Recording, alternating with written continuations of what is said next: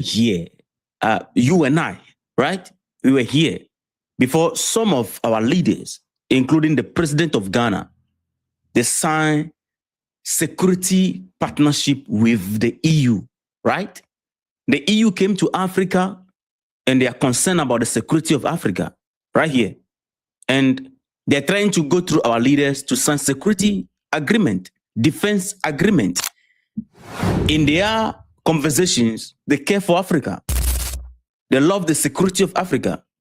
They want Africa to be free and have peace. And this security agreement is about tackling this insurgent we are dealing with, right? From the Sahel across all the way to Nigeria. So how did we get here? That straight conversation coming out from the European Union Parliament. I'm going to play at least 4 videos right here in this video. Conversation emerging from the European Union Parliament. Argument from one side and confrontation from one side. Reveal, and this whole thing is around, this conversation is around the Sahel. These conversations coming from the European Union Parliament reveal that weapons are being bought specifically for the use of Africa, Sahel. Get 4 times more recruiter views with LinkedIn Premium's AI features. Do not get a consolidation loan until you see this. Hey, Mario Lopez here, and if you're thinking about getting a consolidation loan... No, like, I don't get it. Before you say somebody is going crazy, you hold on. You know, let's have this. I did not plan this video, structure anything, but let's have this conversation very, very organically, right?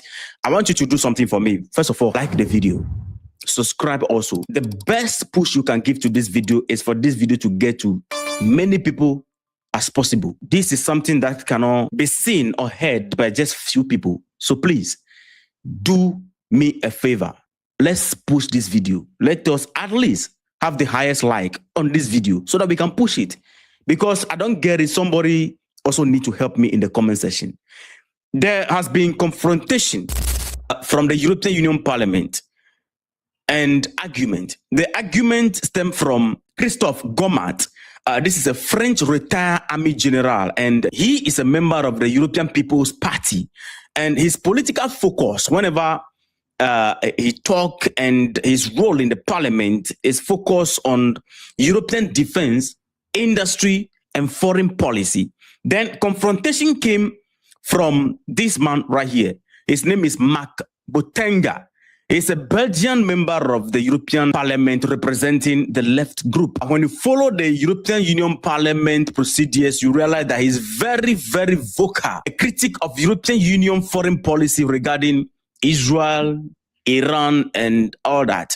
And here we are. In confronting Christophe Gomat, he reveals something really, really deep. So first of all, let's listen to Christophe Gomat before we move forward. Let's treat that, all right? Listen to what he said. In the European Union Parliament, I don't know why the European Union Parliament will not focus on European Union and they're so focused on Africa. Let's first of all treat his message. Burkina Faso, this West African country, illustrates today the dramatic failure of the military junta in power since the coup d'etat of 2022. In 4 years, the country has gradually isolated itself from the international community, been suspended from several regional and international organizations, while fundamental freedoms are methodically reduced. Hold on.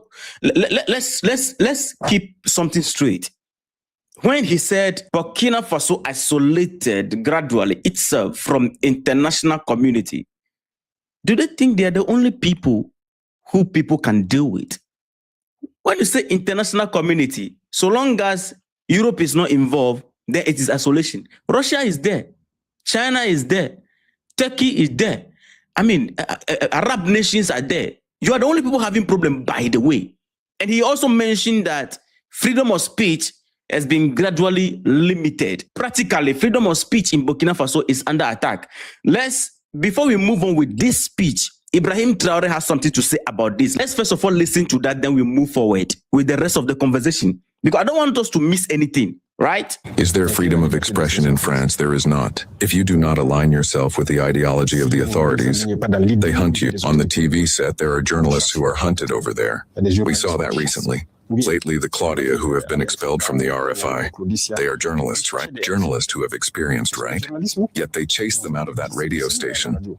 Why were they sacked? They were sacked just for their sharing their opinions. So there is no freedom of expression there. Today, look at the wars that are going on. Are you crazy as a journalist to go make certain report? It will never happen, you dare not. When the Ukrainian-Russian war began, they sacked lots of Russian media in France. That's what freedom of expression is all about. Every freedom has its limits. When the peasants, the yellow vests and others are out, they beat them well. They wanted to express their opinions to say to the state that makes a certain policy, for us to do so we can live. They beat them. We here, we take care of our peasants. Our farmers never protested and they were beaten by us. We take care of them. We do everything we can so that they can cultivate quietly, give the best of it, but elsewhere it is not done. But it is these countries that are in the stands, trying to educate other country of freedom. It's not true they are all dictators. Their freedom comes from Africa, so we must relativize freedom. Here we are freer than them, much freer. Traoré has answered that question in that regard. Let's move forward.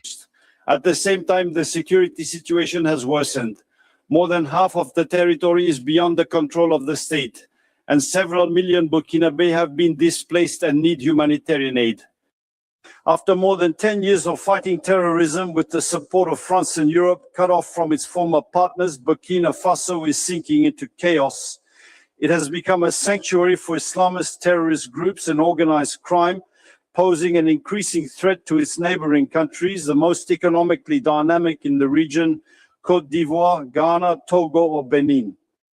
This resolution rightly reminds us of the support from civil society and humanitarian actors. But we must also take on a strategic responsibility, strengthen our support to neighboring states that today form the first line of defense against the destabilization of all of West Africa. Because when West Africa falters, it is Europe that will falter. When West Africa falter, it is Europe that will falter. Are you an African? He said a lot of things here, right? No comment for now. Let's hang the rest of the thing he said, okay? Regarding how the Sahel has become a T group domain. More than half of the country is beyond the control of the military. And then Burkina Faso has become a threat to Togo, Benin, and Co. Let's put that aside. I will explain a lot of things to you, but let's move to the big conversation. Then he was confronted by Mark Botinga.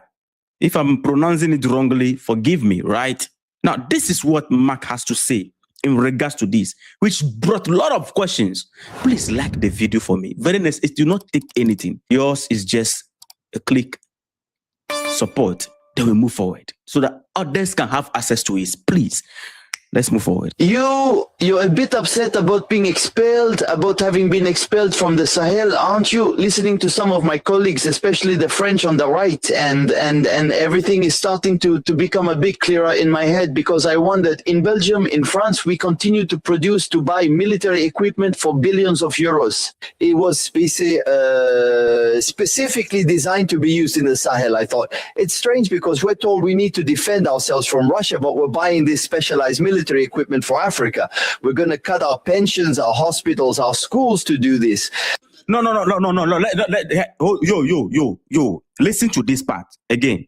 Listen to this part. And everything is starting to become a bit clearer in my head, because I wondered, in Belgium, in France, we continue to produce, to buy military equipment for billions of euros. It was specifically designed to be used in the Sahel, I thought. It's strange because we're told we need to defend ourselves from Russia, but we're buying this specialized military equipment for Africa.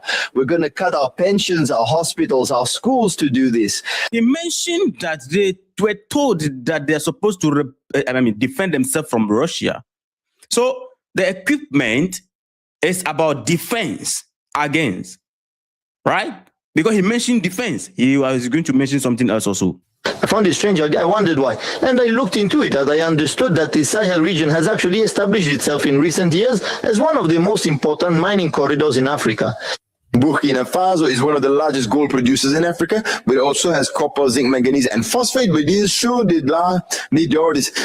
Mali will soon become the second African producer of lithium. Niger obviously holds hundreds of thousands of tons of uranium. And for years, decades, European companies have had cheap access to all these resources, all this wealth. Result, countries plunder, and extreme poverty for their population.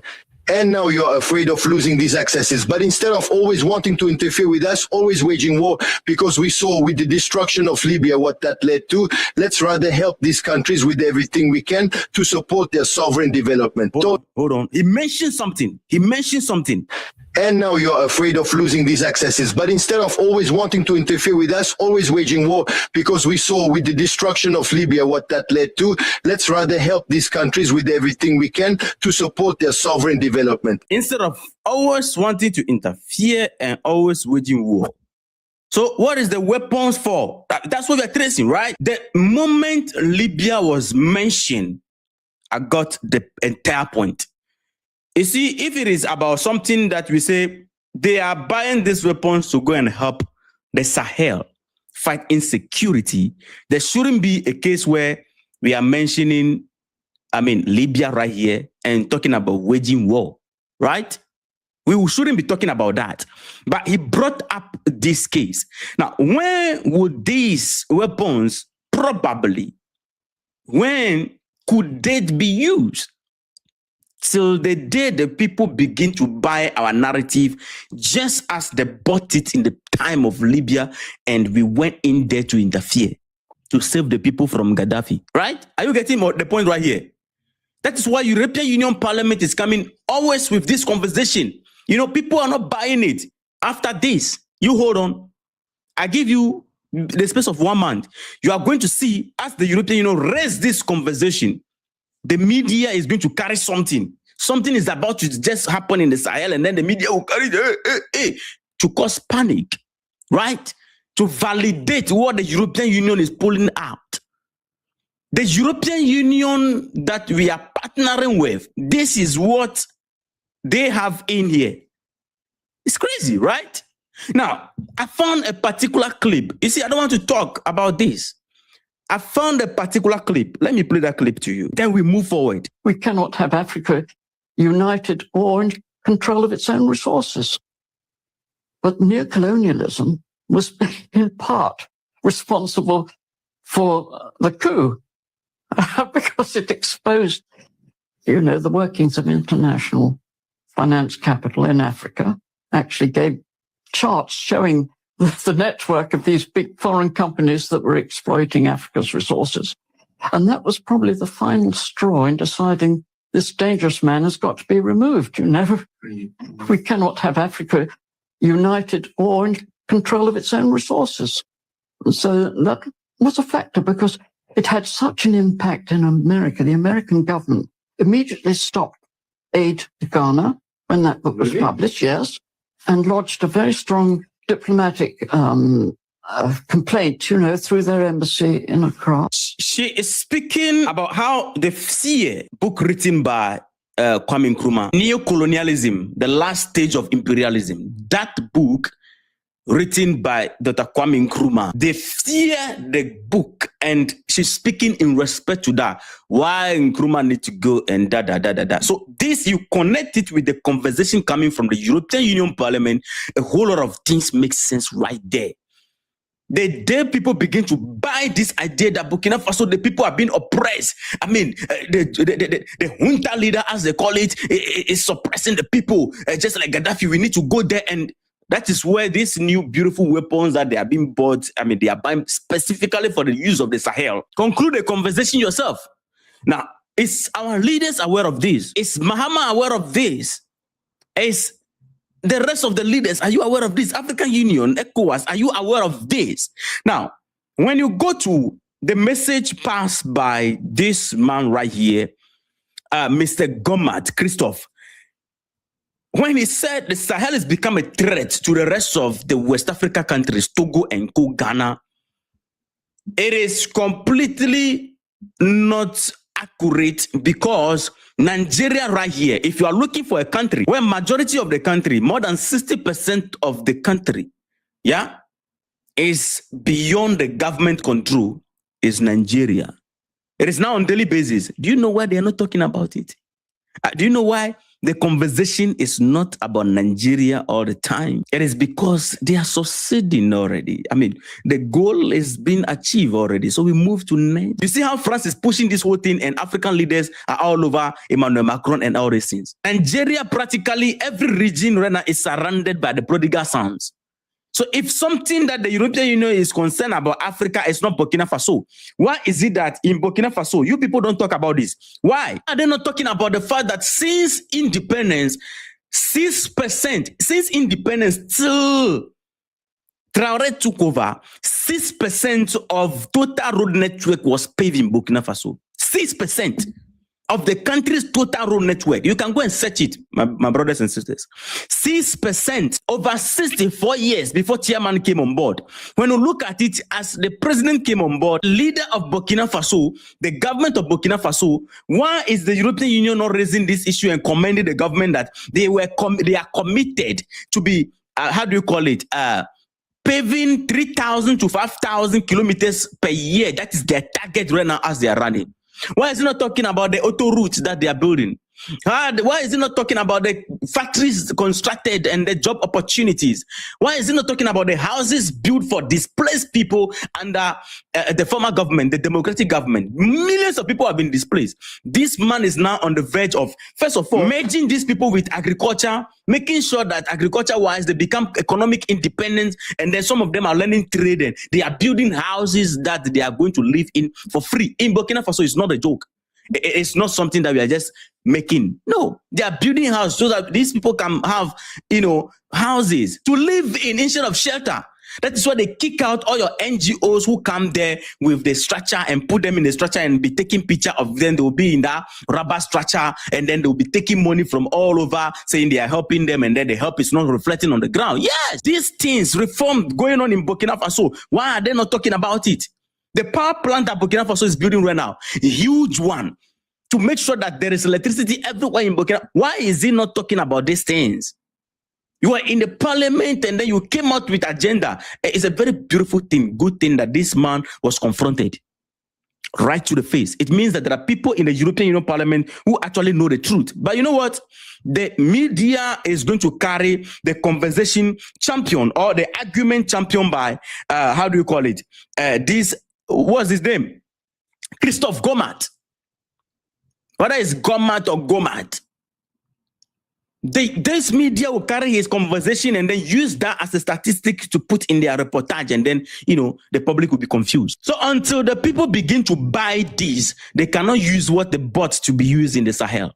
As, revealed by Botenga, the Belgian member of the European Parliament. I'm yet to see an African parliament sitting down and be talking about Europeans' problem. European Union problems. Family, do me a favor again. I'll ask again. Hit the like button, subscribe, and put us on notification. See.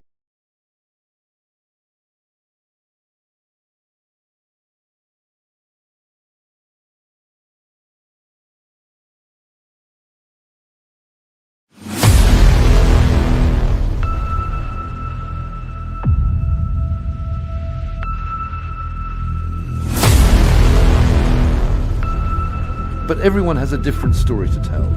Shell, which says it's losing the Tampa market. Country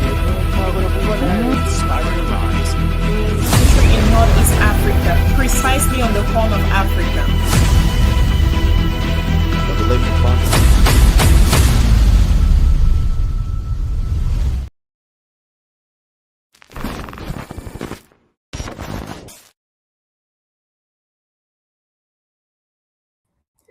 All right, folks. Good afternoon. Once again, this is Frank. I am your host. This is the Revolutionary Repatriation Educational Lecture Series as per of WCC. Every Saturday or every Sunday, I'm going to be here. We're going to be here. Now, you listen to the video, right?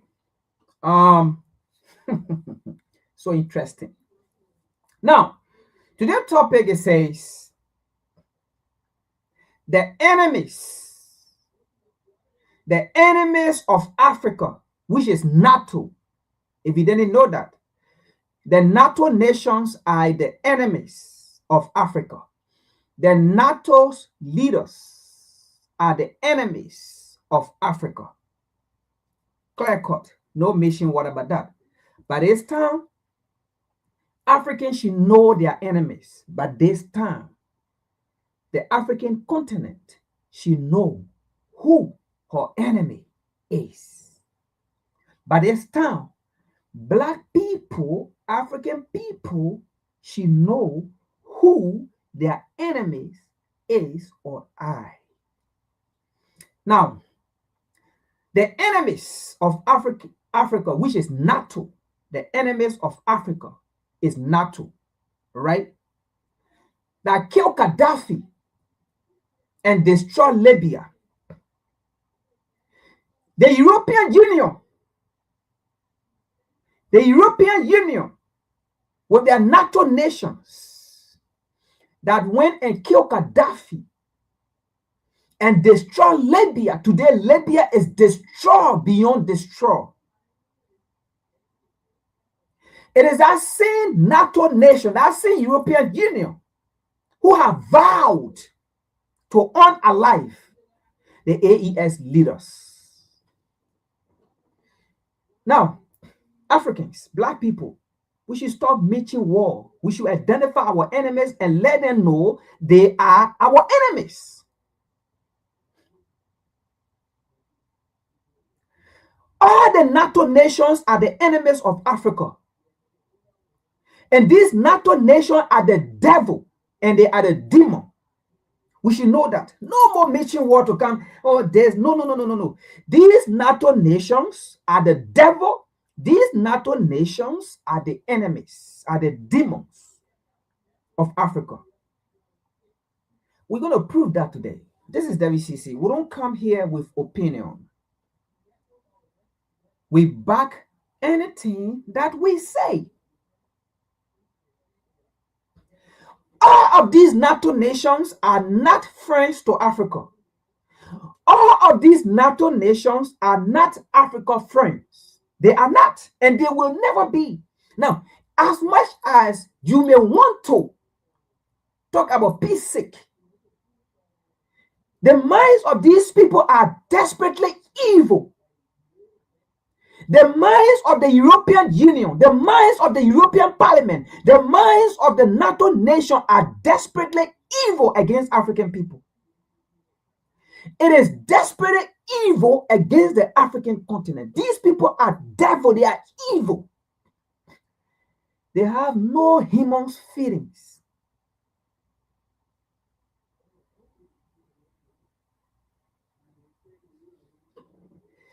Now, we're going to get into it. But let me say this. Africans, Black people, whether you are on the African continent or you are out of the African continent, let me ask this question. How can these devil nations, these demons, who sat down and vetoed and said the transatlantic slave trade,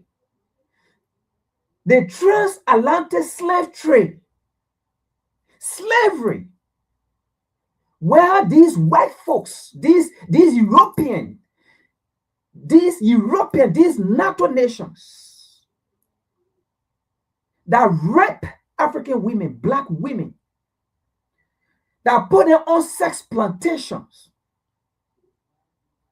that debated over pregnant women, whether it was boy or a girl, and they split that pregnant women gut just to make sure, to validate what they were saying.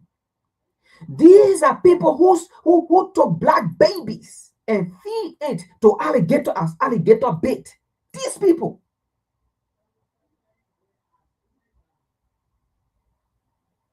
These are people who have women, Black women, on their plantation as sex slaves, having sex with them, getting them pregnant, and then selling the babies to the plantation owner only because the baby turned all white. Turned all Black.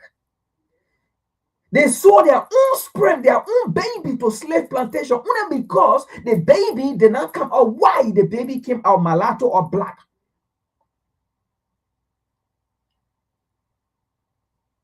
These are people who were castrating black people, who were raping mothers in front of their children. These white people, these European, these barbaric people.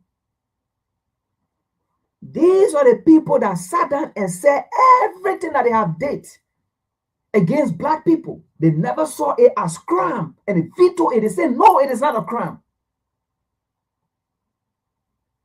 Well, 123 nations voted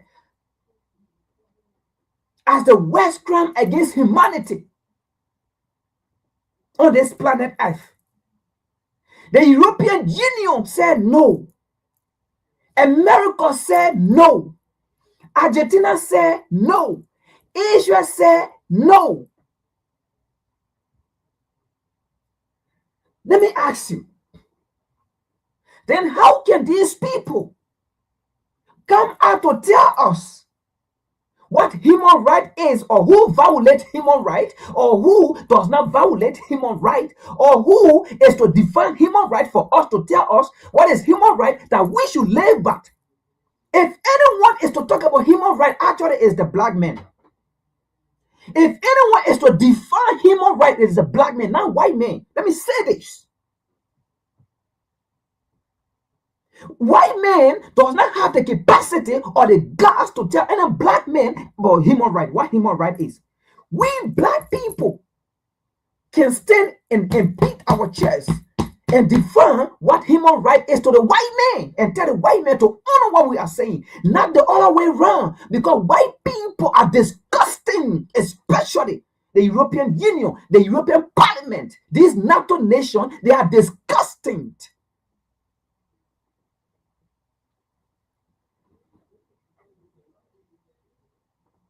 You are not in a moral position, because you know what? Black people have never castrated white men.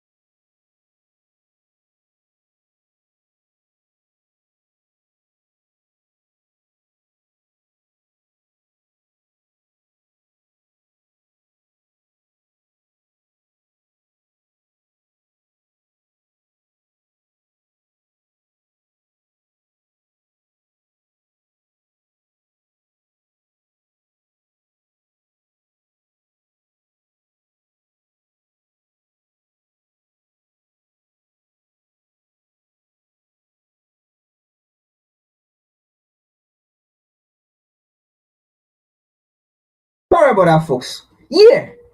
So let us be frank here. The European nation does not have the audacity to dictate to Africa about human rights.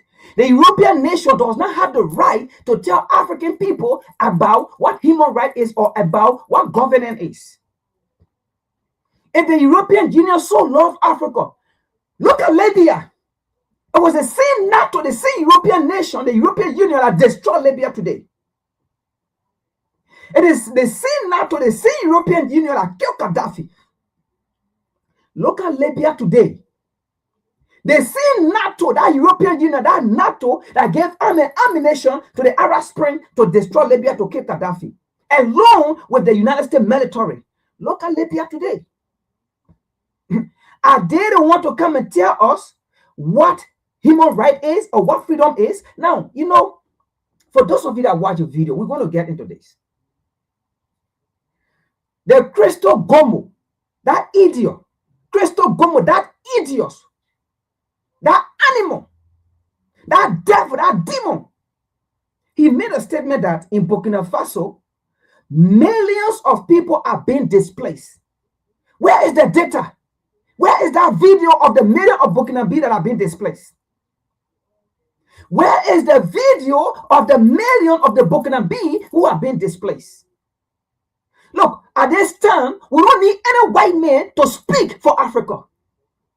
At this time, we don't need Europe to speak for Africa because Europe is the problem to the African continent and to the black race. The predicament we are in today, it was caused by Europe. You guys supported war in Sudan. You guys supported war in Libya, destroyed Libya, Somalia. What have you guys done for Africa? You know, he made a statement, if Africa fall, Europe fall.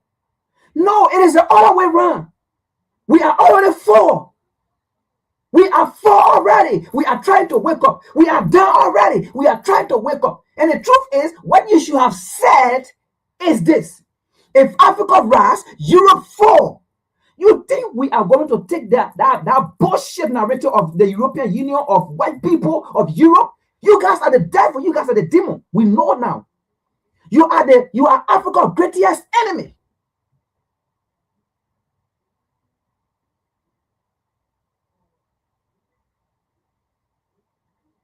If Africa fall, Europe fall. No, if Africa rise, Europe fall. If Africa control her resources, Europe fall. If the African population control their resources, manufacture their resources, Europe fall. And do you think we really care? Do you think we really care? If you fall, do you think so? We really care. You need what we got, come and buy it. And then the idiots, that Crystal Gomo, that idiot, that demon, that devil, made a statement to say Burkina Faso has isolated itself from the war. No way, or from the international community. You see how these people think? Who are the international community? Who define what international community is? So if nobody is part of Europe, or making business with Europe, or making business with the United States or the United States government, then that means you are not part of the international community. You are an idiot. You are stupid. You are crazy. It's Jimmy Papa. You're crazy. You think Europe, look, the truth here is Burkina Faso did not isolate itself. Mali did not isolate itself. Niger did not isolate itself. The truth is, it is Europe who is isolating itself. It is France who is isolating itself. It is you people ignorant and stubbornness that is isolating itself. Africa, look, Burkina Faso is moving forward. Look at the rest of the African nations who you think they are part of that so-called international community. Look at them. How their life is. Poverty, stink, nothing, no good healthcare, no good living condition. But look at Mali, Niger, and Burkina Faso. See how far they are gone, and go to the rest of the African nation who so-called say they are part of this international community whatsoever. Go and see the life of the citizens, and go to Mali, Niger, and Burkina Faso. Go and see the changes. Oh, so when Europe is living a better life of Mali, Niger, Burkina Faso, uranium, gold, and cotton, then the war is in a better place. Then there's no violation of human rights. So you don't care about the suffering of the masses of people in our region. But all you care about, once you get their uranium, once you get their diamond, their cotton, their oil, then life is fine. Then human right is fine. If that's how you define human right, not caring about the people that live there whose resources are being looted. But if the people manage their own resources to enrich themselves, to improve the livelihood of the citizens, then that is against human rights. If they take their uranium for France, if they take their uranium and not supplying Europe, that is against human rights. You are stupid. And if that's why you call against human rights, we support that idea. We don't care about your human being. The truth is, look, at this point of time, the same way all you care about is Europe, it is the same way all we care about is black people. We don't care about Europe. What we care about is Burkina Faso, Mali, Niger, Ghana, Togo, Benin, Liberia, Sierra Leone, Guinea. Zimbabwe, name the rest, Senegal. That's all we care about. We don't care about England. We don't care about France. We don't care about Poland or where. We don't care. Our interest is Africa. Why your interest is Europe, our interest is Africa. Why you create your narrative, we create our narrative. Why you create your stories, we create our stories. Why you create your perception, we create our perception. The same way. You are no longer going to tell us what it is and we follow it. At that time, maybe we did not know the true enemies of Africa. Now we know. You sit down and plan the removal of Khadafi. You kill him. You want to come lecture us about human rights, about Burkina Faso violating human rights or Niger? You forcefully sit down and plot against Nkrumah. These are great leaders. You want to come and lecture about human rights? You sit down and kill Thomas Sankara. You want to come and lecture about human rights? You kill Patrick Lumumba. You want to lecture about human rights? You support terrorist activities on the African continent. You want to come and lecture about human rights?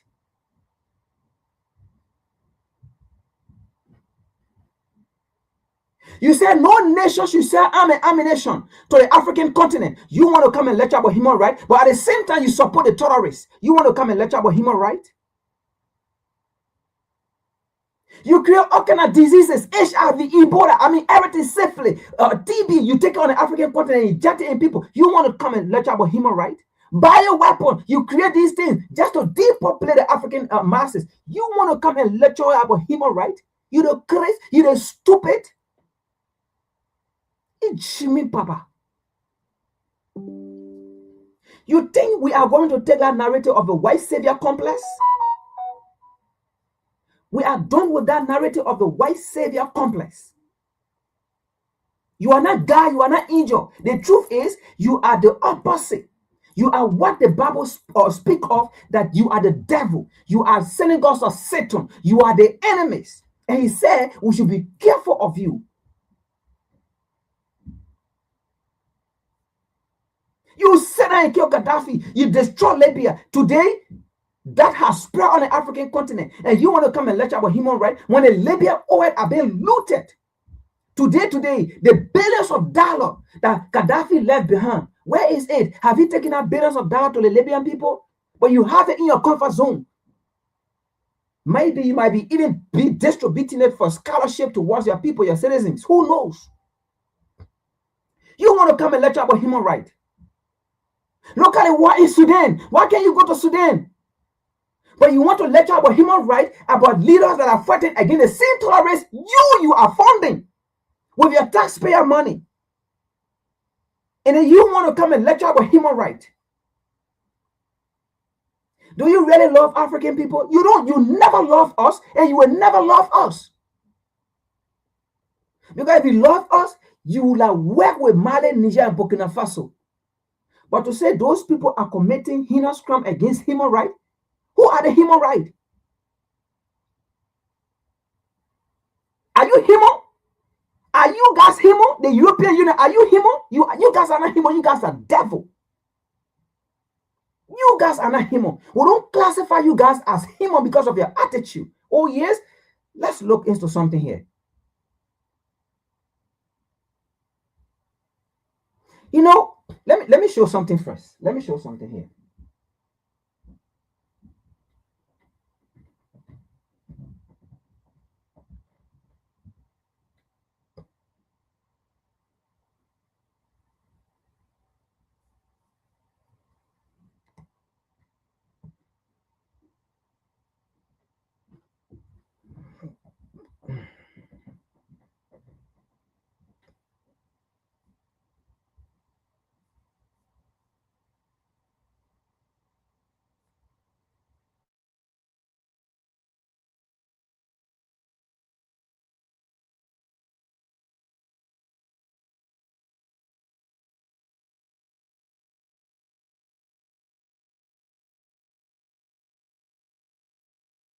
When the European Union is talking about human rights, this is the kind of human right they are talking about. Listen.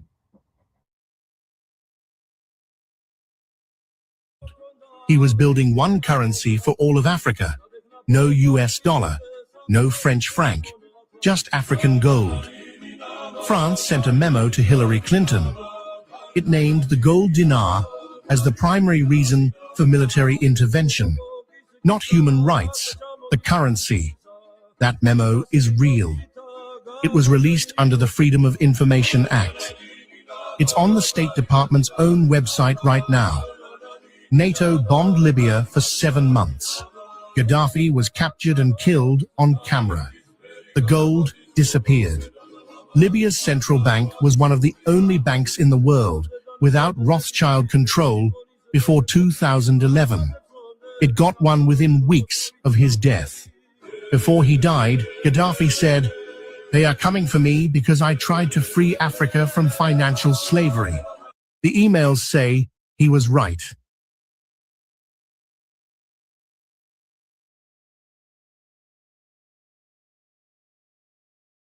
So you see that when they talk about freedom for Africa, that's what they mean, to rob Africa. When they are talking about human right, they don't love you. It's not actually about what they are saying. It's the opposite. They never love Africa. They have been undermining Africa of time without numbers. They love Africa. Why did they kill Khadafi? Why did they remove Nkrumah? Why did they kill Thomas Sankara, Amilcar Cabral, Patrick Lumumba? Why did they kill these people? And these are all great leaders. These leaders were never dictators. These leaders never wanted anything bad for Africa but goods. They wanted to build Africa, to elaborate. I mean, these are people who believe in human rights. But you kill these people, and then you want to come and lecture us about what human right is? Oh, so when Europe is talking about human right, that means their human right is about killing Africans. That's the kind of human right. Their human right is about supporting terrorists against Africans, supporting Boko Haram, supporting ISIS against Africans. That's human right to them. That is their definition of a human right, to destroy the African nations, like how they have destroyed Sudan, how they have destroyed Libya, how they have destroyed other places with proxy war, Liberia, for example. That is human right to them.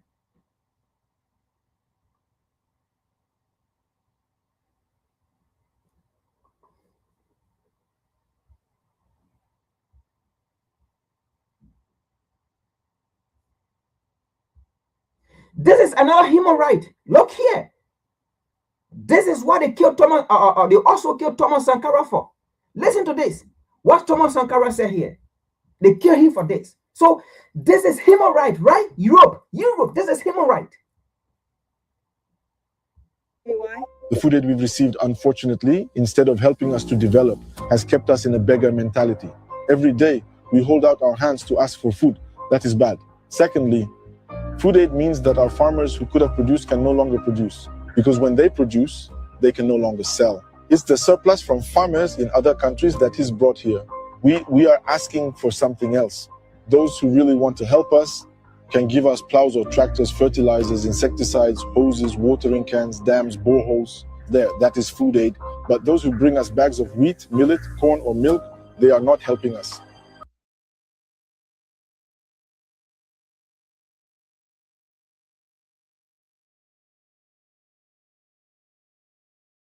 So that was just a short video, but very powerful. That's Thomas Sankara. They see European Union along with how do you call it, another stupid African. They killed Thomas Sankara only because he said we don't want food from Europe. We want to produce our own food. We want to be food self-sufficient. We want to be medically self-sufficient. We want to be to have our own technology self-sufficient in those things. We want to produce everything in Burkina Faso. They kill him for that. Is that human right? So all the brilliant idea he had, it was against human right. So you see, whenever African people have brilliant idea for themselves to improve their life for themselves, then Europe or the white men come and say they are fighting for human right. It is against human right. Our ideas, our right is against their right. So when they're talking about human right, it is not for you, it's about them.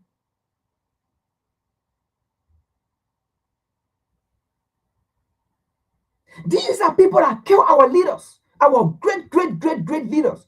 Then they come to lecture us about human right. Does that make sense? These people are very stupid. They are very delusional, thinking that we will continue to listen to them.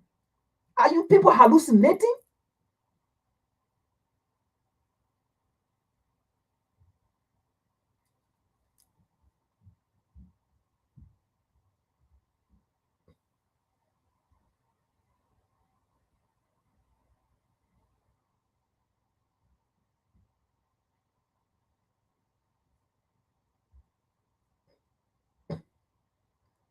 This is another one. Look at it saying that on their table.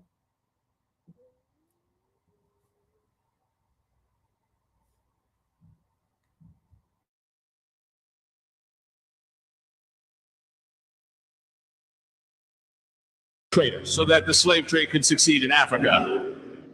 It is because Africans were traders that colonization was able to continue in Africa. The world is going to hell. We examine history. We will see Lumumba. Patrice Lumumba faced betrayal for his defiance. Lumumba bothered us. He is dead. We are happy. That is treason. Many other heroes have fallen, so that we are here today. And it is a technique of imperialism to scare others by carrying out unlearned actions to truly create terror. It did not start today.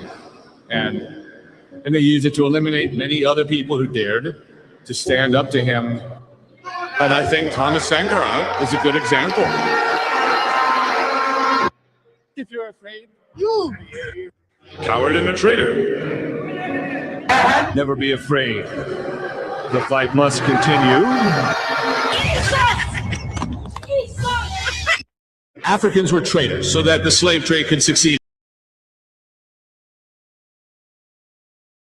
You see that? Sitting down, looking at a monitor. That's a devilly behavior. That's what makes these people the devil. Look at them sitting at a monitor listening. And what Abraham is saying is the damn God truth. These people are the devil, the demons. Let's continue here.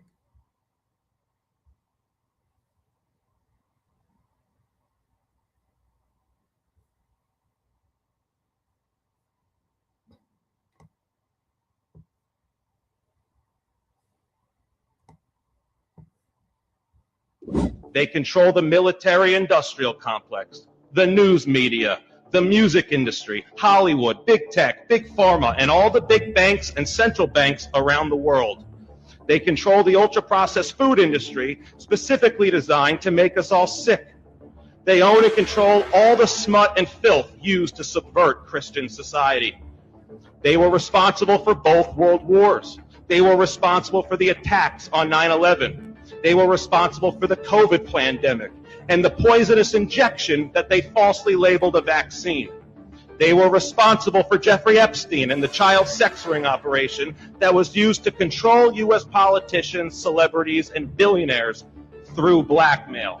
And it is more than apparent that international organized Jewry controls our Congress, our president, this council, this mayor, and the mayor's corrupt brother, Congressman Frank Pallone. My legal arguments were ignored, so now it's time to get biblical. I'm sure you're all under the impression that the modern state of Israel is somehow connected to the Israel from the Bible. It's not. Israel, also known as Jacob, was a man, not a land and not a country. He had descendants that were known as the children of Israel or the Israelites. However, an overwhelming majority of modern-day Israelis have absolutely no ancestral connection to the Middle East or the ancient Israelites of the Bible. They are Ashkenazi Jews of European descent who can trace their ancestry back to Khazaria, what is now modern-day Ukraine. These people claim to be Jews, but are not. They are actually the synagogue of Satan, as stated in Revelation 2:9 and 3:9. This guy is spitting some straight facts in this council meeting here. Many things point towards these Zionists as being the main force that is pushing us into a New World Order beast system. But in this final push for freedom here on social media, many people are starting to wake up to exactly just who these people are. And they are not God's chosen people. Make sure you follow me for more, and God bless.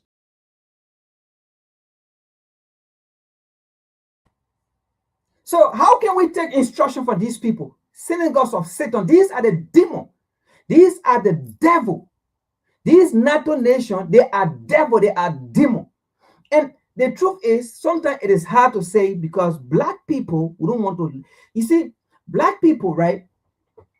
All over, black people. I mean, if you go on the African continent, if you go to the US, you go to Europe, I mean, everywhere black people are. You know what? When we see the truth, we always have problem with the truth. We always want to accept the lies. Black, I mean, it's everywhere. I don't know. It's just the nature. For some reason, I don't know. Black people, we always want to accept the lies. But the truth, it's very difficult for us to accept the truth. These people are the devil. They are the demon. Can't you see? How can someone who create the situation that you in, that you want to get off, and they don't want to get you out, for each time you want to get out, they suppress you. But it is the same person that will come and tell you what human right is. It is the same person that will come and tell you, oh, what I'm doing to suppress you, what I'm doing to kill your leaders, your great leaders, what I'm doing to unalive people who need to come and free you is not wrong. It's not wrong. It's the right thing I'm doing. And then these are the same people who will come and tell us what human right is. And then some of our brothers and sisters who are so delusional, who are so stupid, will go and take this narrative from mainstream Western media, take that narrative of what human right is, and then push the story. But under no circumstances at this time, that anything will come from the European Parliament, even Washington, D.C., Congress, anything will come from there. At this time, black people, we still honor it as legit. At this time, man, there's something wrong with us.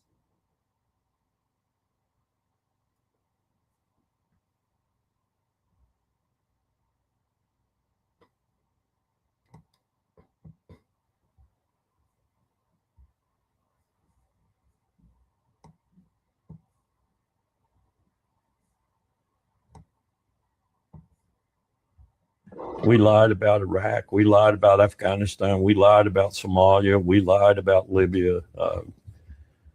We put more small arms and medium arms into the hands of terrorist groups the world over.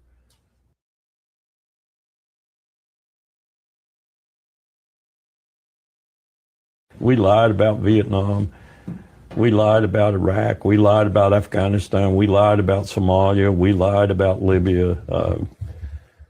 We put more small arms and medium arms into the hands of terrorist groups the world over.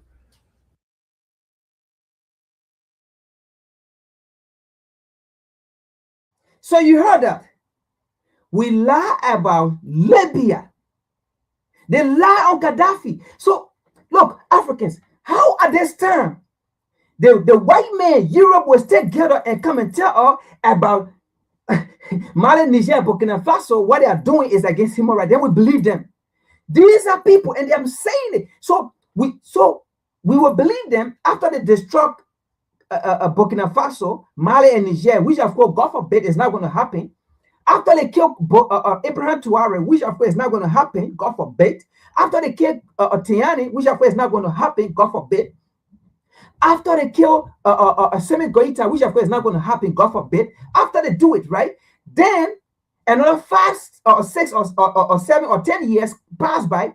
Then they come back to us and then tell us in our faces, oh, Africa, you black people are stupid and dumb. What we said about Abraham Traore was false. What we said about Tiani was false. What we said about Assemi Goita was false. So, are you guys getting it? After a couple of years, these same idiots came back and told us what they said about Gaddafi was lie. What they said about Libya was false. And then you want us to come back here again to be talking about another a great African leader, to be reminding you that, oh, they did the same thing to Khadafi, they did the same thing to Abraham Traore, they did the same thing to Geita, they did the same thing to Tiani. You think we want to come here and say that again? No, we are not going to come back here and say they did this. What they did to Khadafi, they did the same thing to the AES leader. No, we will not do that. It's not going to happen. But this time, Washington, D.C. will not succeed. Europe will not succeed. This devil will not succeed. This demon will not succeed.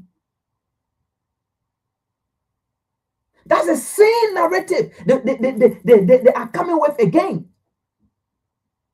Then after a few years, and then they come out and tell us, oh, what we said about Mali, Niger, Burkina Faso was false. And then we will come here and then they will tell us Mali, Niger, and Burkina Faso wanted African freedom. And then do you want us to come here back after a few years and say, oh, Mali, Niger, and Burkina Faso were fighting for Africa, they wanted African freedom? No, it means we ourselves, we are part of the problem. We are not fighting and we are not happy to protect these people and to expose these demons. Look what they are saying now in our faces. What can we do? Gaddafi is dead. Can we do anything? Absolutely not. Do you now? Even with all these, they are reminding us, they are telling us that what they killed Khadafi, the narrative was false. But equally so, we never see European Parliament, we never see European Union coming together and say they want to charge NATO nation for killing Khadafi. They want to charge NATO nation of what they did was against humanity. They don't want to say that. They killed Khadafi, they killed Khadafi's son, they killed Khadafi's daughter. And look at Libya today. European Union will never ever come out to say, look at Libya. Libya is destroyed. They will never do it.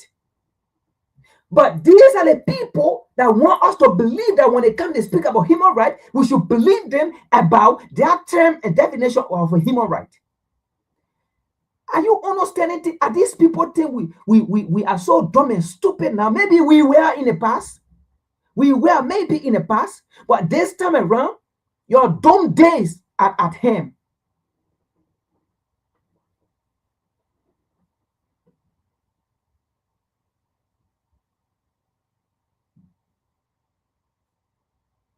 Listen to another one here. Another journalist. And she never ever denied it. Listen to this. She never denied it. She agreed to it of what they are doing on the African continent. Listen to this.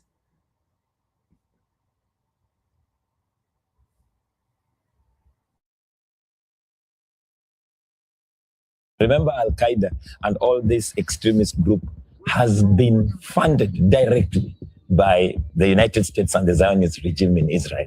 So this is the context that we have to understand what is happening in Mali. And for us, we say that the sovereignty in the Sahel region will only take place when French imperialism and the United States imperialism is weakened or defeated. So how do you see that happening? How do you see the situation being resolved? Now, she's a journalist there, right? And she was told, remember, the situation in the Sahel region, so to speak, right, was funded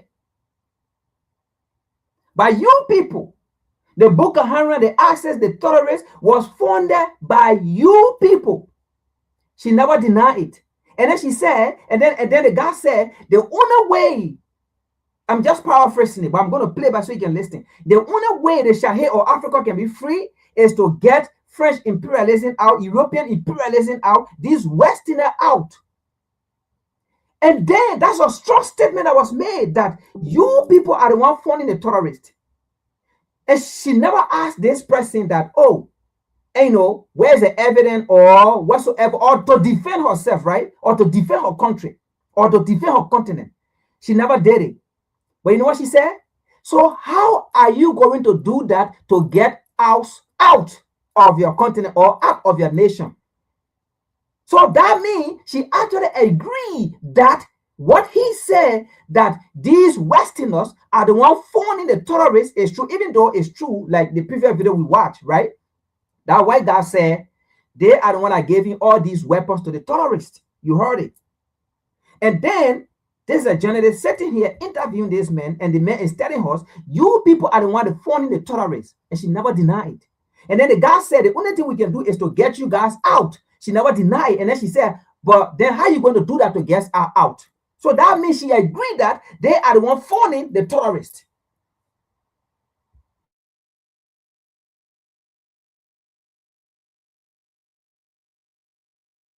Remember, Al Qaeda and all this extremist group has been funded directly by the United States and the Zionist regime in Israel. So this is the context that we have to understand what is happening in Mali. And for us, we say that the sovereignty in the Sahel region will only take place when French imperialism and the United States imperialism is weakened or defeated. So how do you see that happening? How do you see the situation being resolved? Now, in terms of resolution, they have no option. Remember, they have been palling around the French terrorists for a long time. So there is no option of going back to where they have come from. Because remember, there are some analysts that are telling us that the Malian people have to go back to their military package and partnership within the framework of Paris and Washington. This has not been able to cause peace in the longest possible time. In fact, our only honest opinion is that without the Russian military hardware in Mali, the Malian will be bombed to Stone Age. And the protection of sovereignty is also the military might that might exist within the great powers or the regional powers of the region. So we talk to Malian people as our brothers, that they must continue to fortify the anti-imperialist front, the anti-US imperialist front, to make sure that they mobilize the mass movements, they mobilize all the people that have been affected in the region, especially within Sahel. You remember there was a small video yesterday of a small kid, looking at the French soldier and saying, he is a plunderer, he is a murderer. So the French imperialism has lost the propaganda and they have lost militarity in Mali. So the only solution is collective resistance of the Malian people and the people of the Sahel region.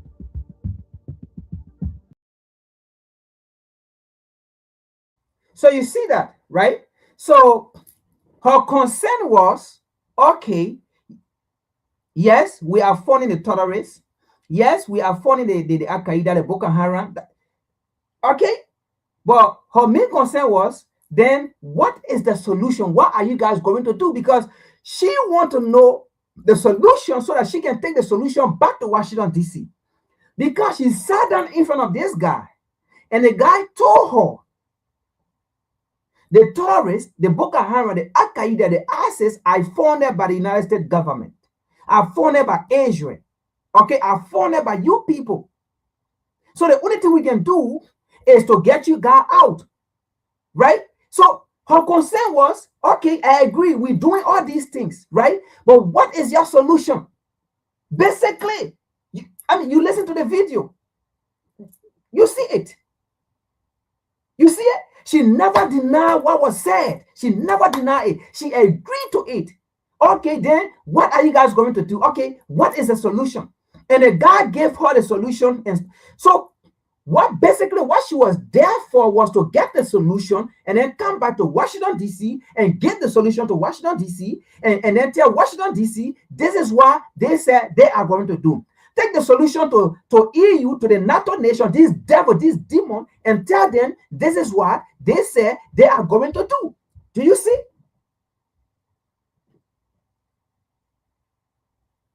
You see that? So these are the people that will come and define human rights for us. And then we agree, we take it, we run with it about human rights. These are the people that will tell us how a government is supposed to run in Africa. And they want us to take it. They want us to believe it. They want us to run with it. They want us to say, yes, really?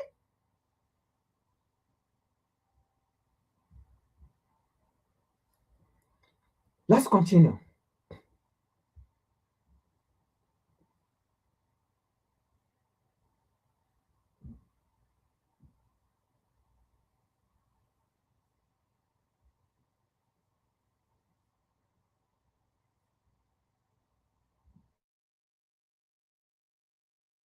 is the Mediterranean and Africa, where our destiny is at stake.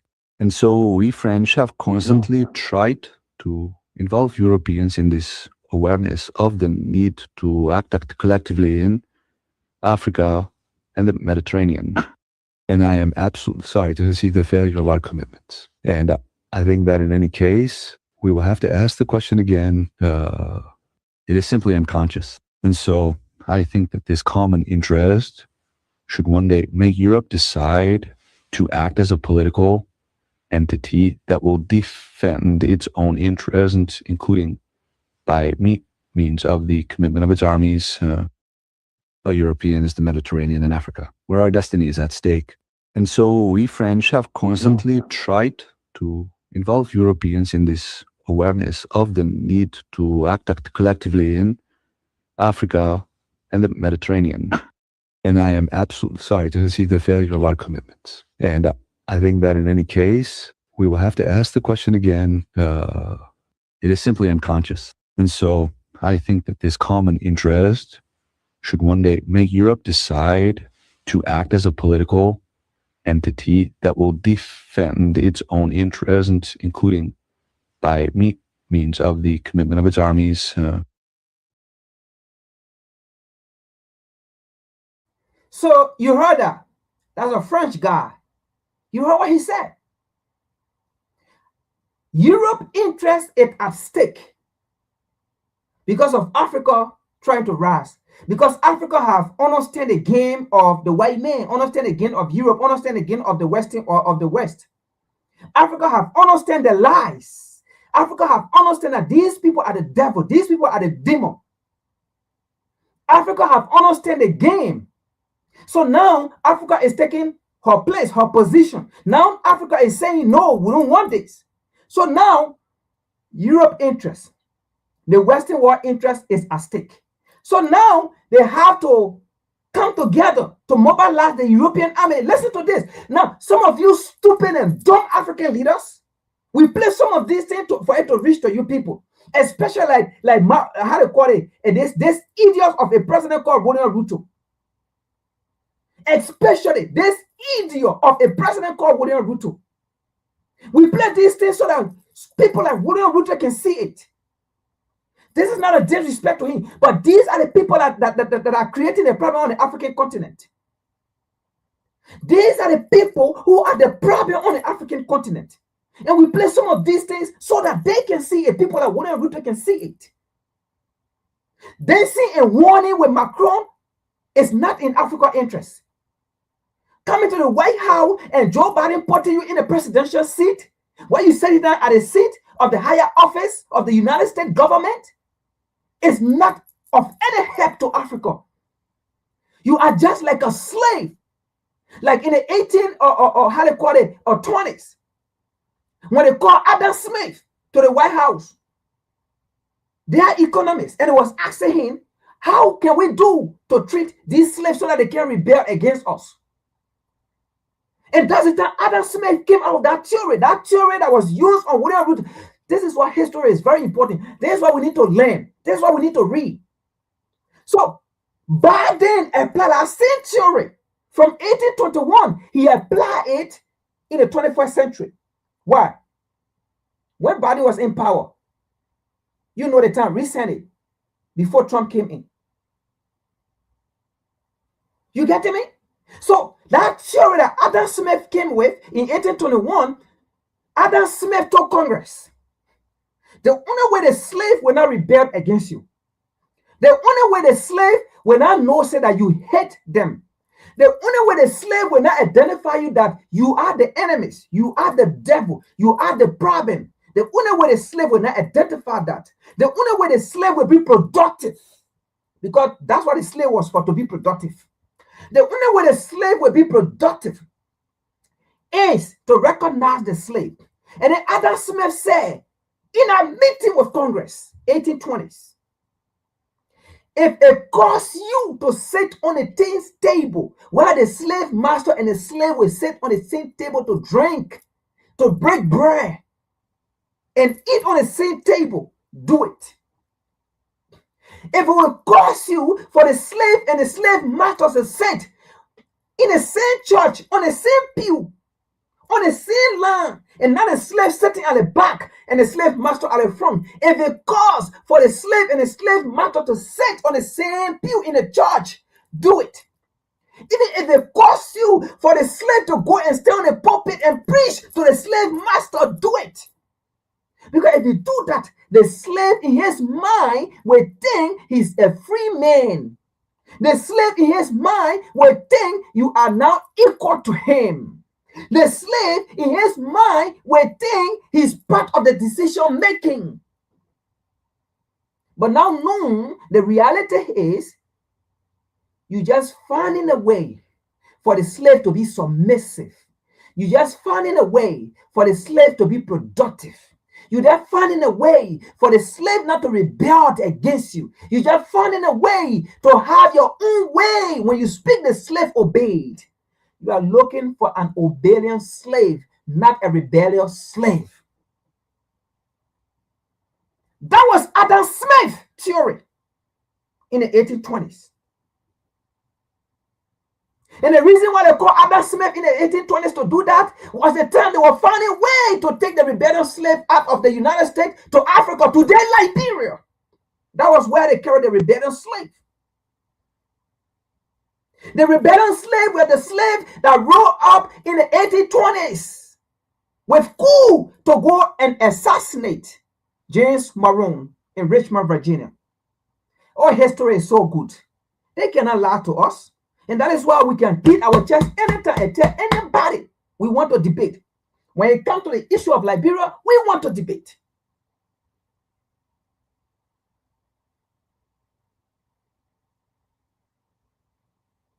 And that's how the story about Liberia came.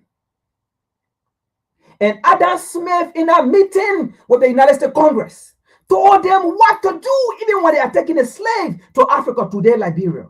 Well, the slave will not rebel. So in the same way, Joe Biden did that to William Ruto. When William Ruto came to the United States, when they had that United States Africa Agriculture whatsoever summit, Joe Biden put William Ruto in the seat of the presidency of the United States to sit in it. While Joe Biden stood up behind William Ruto and knocking his chest, his back like this. Knocking his back. And William Ruto, in his mind, he felt that now, yes, I can sit in the highest seat of the United States presidency. Yes. So I am part. But now knowing it was a theory given to them by their forefather, and they are using it on us. And William Ruto went home to Kenya, and he said he was equal to Joe Biden. You can never be equal to any Western leader in their mind. But the truth is, you are more than them. The truth is, you are above them. The truth is, you need to control these people because you have what they have. I mean, you have what they want, and you have what they don't have. It's a mind game they play on you so-called damn African leaders who are so dumb. Not all of you. I'm talking to the dumb PS1, the dumb one. It's a mind game they play on you. And people like William Ruto continue to agree to that mind game. At this time, no African leader should take any response or anything from the West. At this time. At this time. Look at what we are playing here. Look at all these things. Are we making story out? Are we just speaking? No, we are speaking the obvious. We are reacting to the obvious.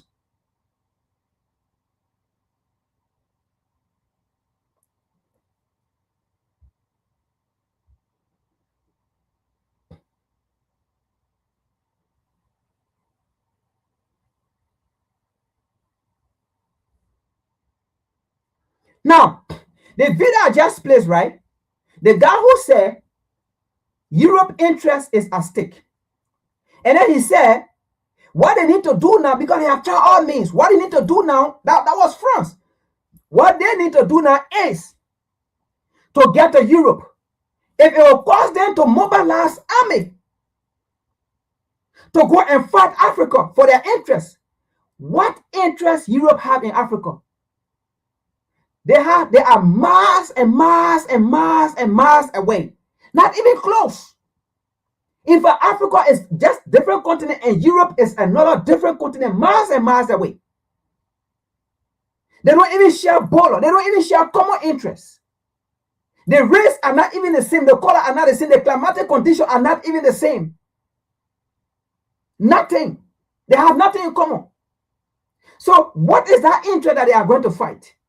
We play some of these things for these so-called African leaders who have not yet waking up to see it and come to the reality. You will never be friends to Europe.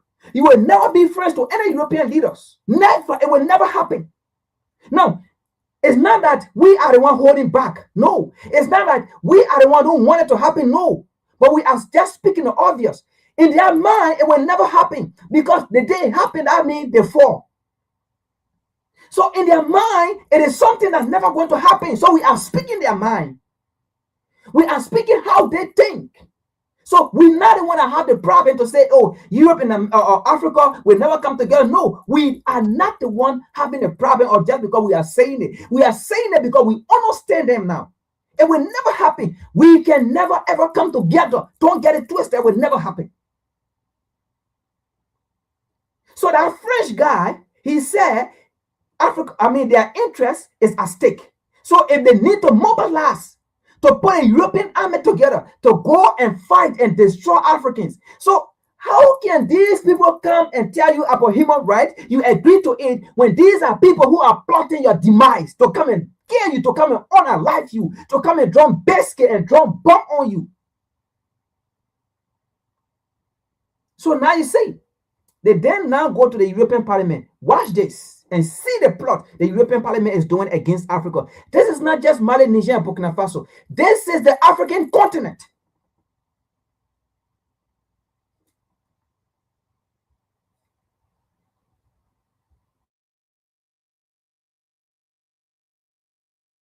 Es folgt die Aussprache über das Thema anhaltendes, hartes Vorgehen. Look at this, folks. How can, so, okay, let's do this, right? Let's do this. Does it make sense for African Union, even though we don't believe in African Union, right? We don't believe in it because it's just another wasted full organization of a full organization. Now, that is not to say we are trying to discredit the people who founded our forefather them. No, we are talking about this modern day, how they call it, AU, because it was never AU, it was African Unity, right? But now, that's the Organization of African Unity, but now it's African Unity. So we are talking about the African Unity, not the Organization of African Unity. We are talking about the AU, the African Unity, not the O. Okay? So we are saying the AU because they try to steal the model of the EU because their colonial master told them. But let's just, how to call it right, let's play the devil advocate. Imagine AU, the African continent, non-white, okay, just black, go and sit in their parliament and not discussing anything about Africa, but discussing about Europe. Imagine now. Just picture in your head what AU is for. Just picture in your head what AU is for. What AU was funded for. What AU should be for. Just picture it in your head, okay?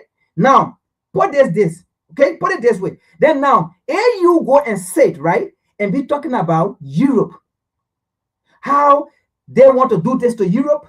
How this, imagine, picture that in your head, right? And look at this video.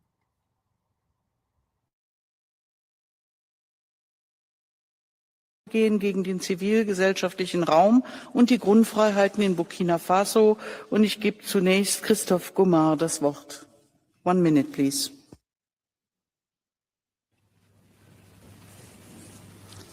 Le Burkina Faso, ce pays d'Afrique de l'Ouest, illustre aujourd'hui l'échec dramatique de la junte militaire au pouvoir depuis le coup d'État de 2022.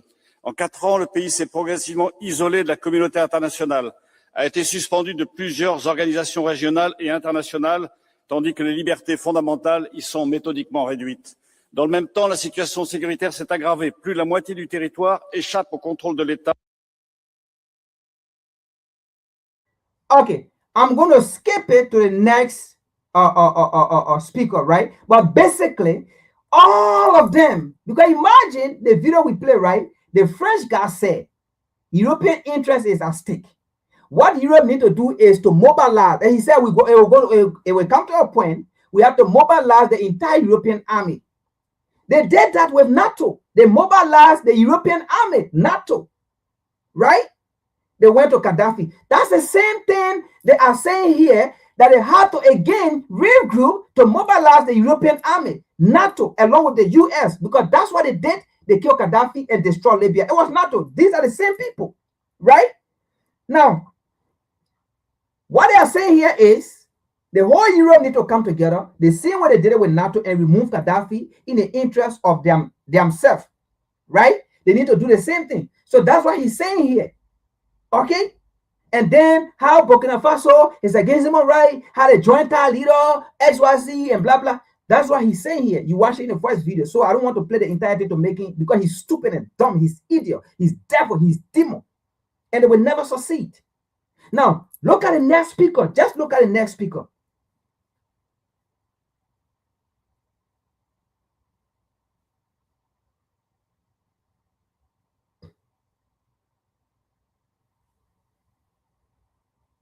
Thank you. The next speaker is Muriel Laurent.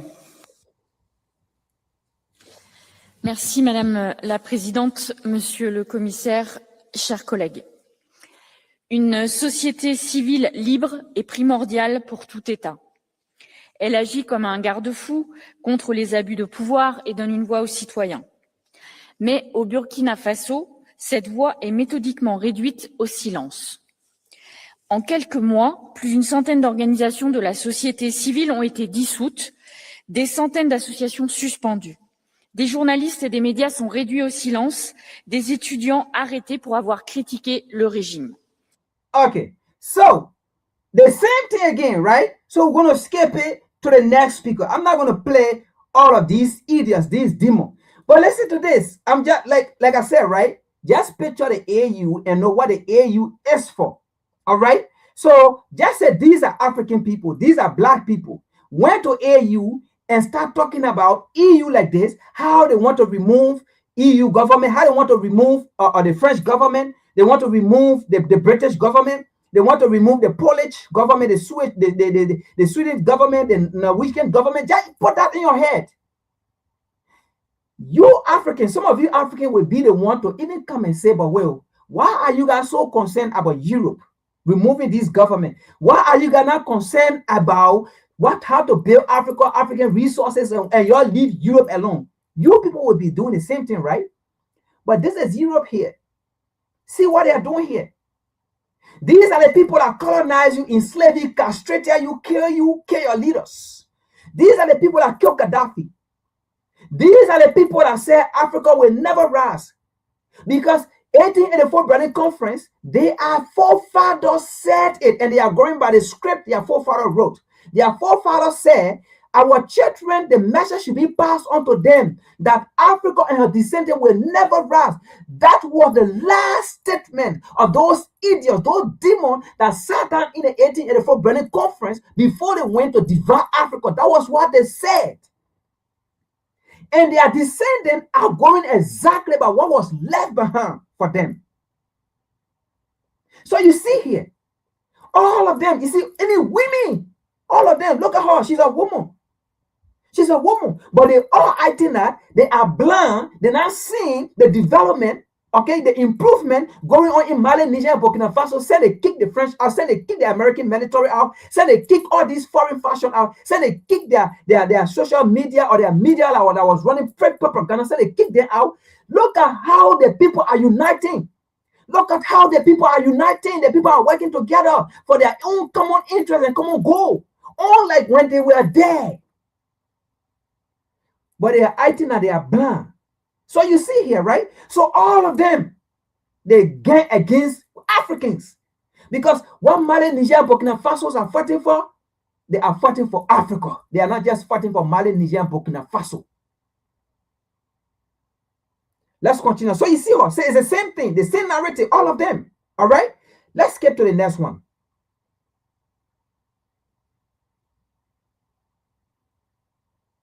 my dad, Get to the next 1976, 6.1 tall, over 220 pounds on day one of military. Al-Kaidą i państwem islamskim, którzy porywają ludzi, palą wsie, mordują całe wspólnoty.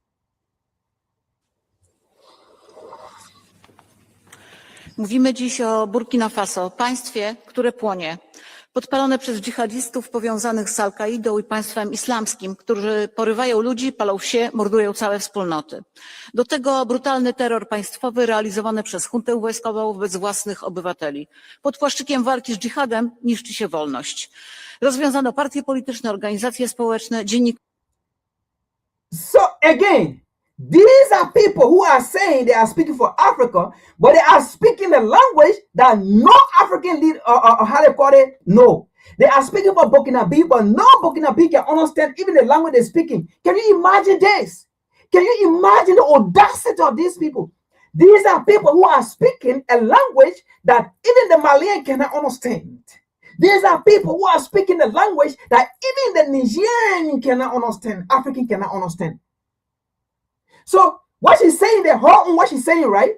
The terrorists are increasing in Burkina Faso. The terrorists are increasing in Mali, Niger.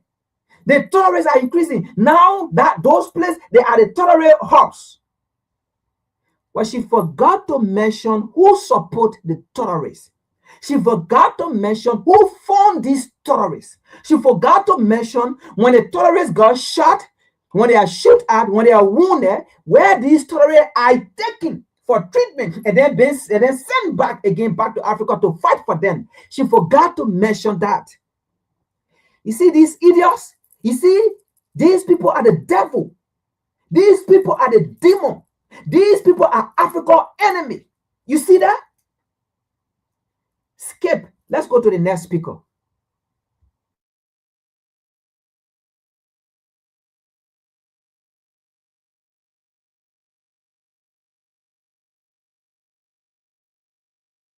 Czerwone światła, naciski na niezależne media, próby paraliżowania pracy niezależnych telewizji, ataki na dziennikarzy opisujących bezprawne działania władzy, próby wymuszania 3 miesiące w zemście, że opisał aferę jednego. To dyktatura. Thank you very much. The next speaker is Jan-Christophe Oetjen. Madame la Présidente, Monsieur le Commissaire, chers collègues, nous, libéraux, condamnons fermement la dissolution et la suspension des organisations de la société civile et appelons les autorités burkinabées à annuler immédiatement ces mesures afin de garantir un espace civique libre et indépendant. Nous, libéraux, exigeons la fin de l'intimidation.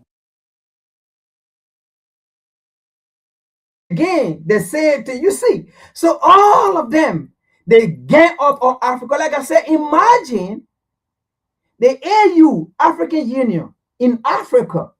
Imagine the African Union, AU in Africa, in the African Parliament, sitting there doing this, talking about how they want to go and remove European leaders. Imagine this. And imagine they are not even speaking English. Let's say they are speaking airway, where Europe can even understand. They are speaking Yoruba. Europe cannot understand. They are speaking airway. They are speaking tree. They are speaking Fanti. They are speaking how they call it, Kisi, Mande.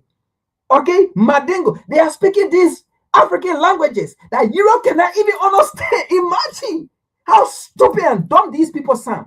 These Europeans, they are so dumb and stupid. Or they think we are still buying that narrative that the white man comes from heaven, that the white man is a representation of God, that the white men, they are the chosen people of God. They think we have that in mind again, that we're going to put white people picture on the wall and say they are Jesus. No, you guys are the devil, synagogues of Satan. You guys are the one. You guys are the wicked. The Bible speak about that the war is in the hands of the wicked. You guys are the one, because you guys are the one that run the war, and you guys are wicked. The Bible said the war is in the hands of the wicked. The same thing. You see that? So you so-called Africans in various African nations that emulating, oh, we are going to the European Union. We want to call on the European Union. This is the European Union sitting in the European Parliament plotting your demise, plotting to come and drop biscuit on you, plotting to come and drop bomb on you, plotting to mobilize their army to come and kill you.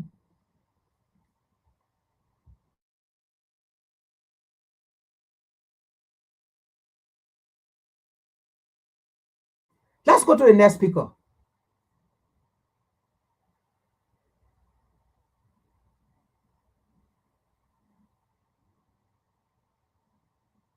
Les libertés fondamentales redire au silence les voix critiques. Nous libéraux, nous opposons clairement à toute réintroduction de la peine de mort au Burkina Faso qui constituerait un grave recul pour les droits fondamentaux. Merci. Merci. The next speaker is Catarina Vieira.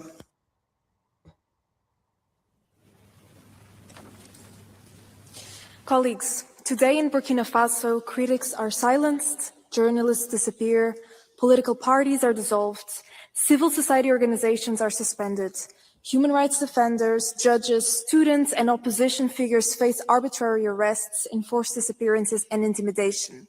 Proposed legislation to reintroduce the death penalty and criminalize LGBTQI+ people raises further concern. So again, the same script, the same narrative. You understand that? All right? So again, now they are speaking about human rights, right? Or LGBT, right? You see these people. Let me say this. Let me say this. Let me say this. Let me say this. Let me say this for African people to understand. You see, when they are talking about human rights actually only apply to poor country they call poor. That's why human rights apply. Human rights does not apply to the United States. Have you seen anybody talking about human rights in the U.S.? Have you seen any journalists come and talk about human rights in the U.S. with all the atrocity? With all the right against human being in the U.S.? Do you see human rights advocate? Do you see human rights or agenda? Do you see human rights writers or journalists come and talk about human rights in the U.S. and whatsoever? Do you see human rights in UK, in France, and all these things? Do you see it? Human rights is only applied to nations that they control, nations that they feed, nations that they feed, nations that they feed they can get IMF so-called loan to.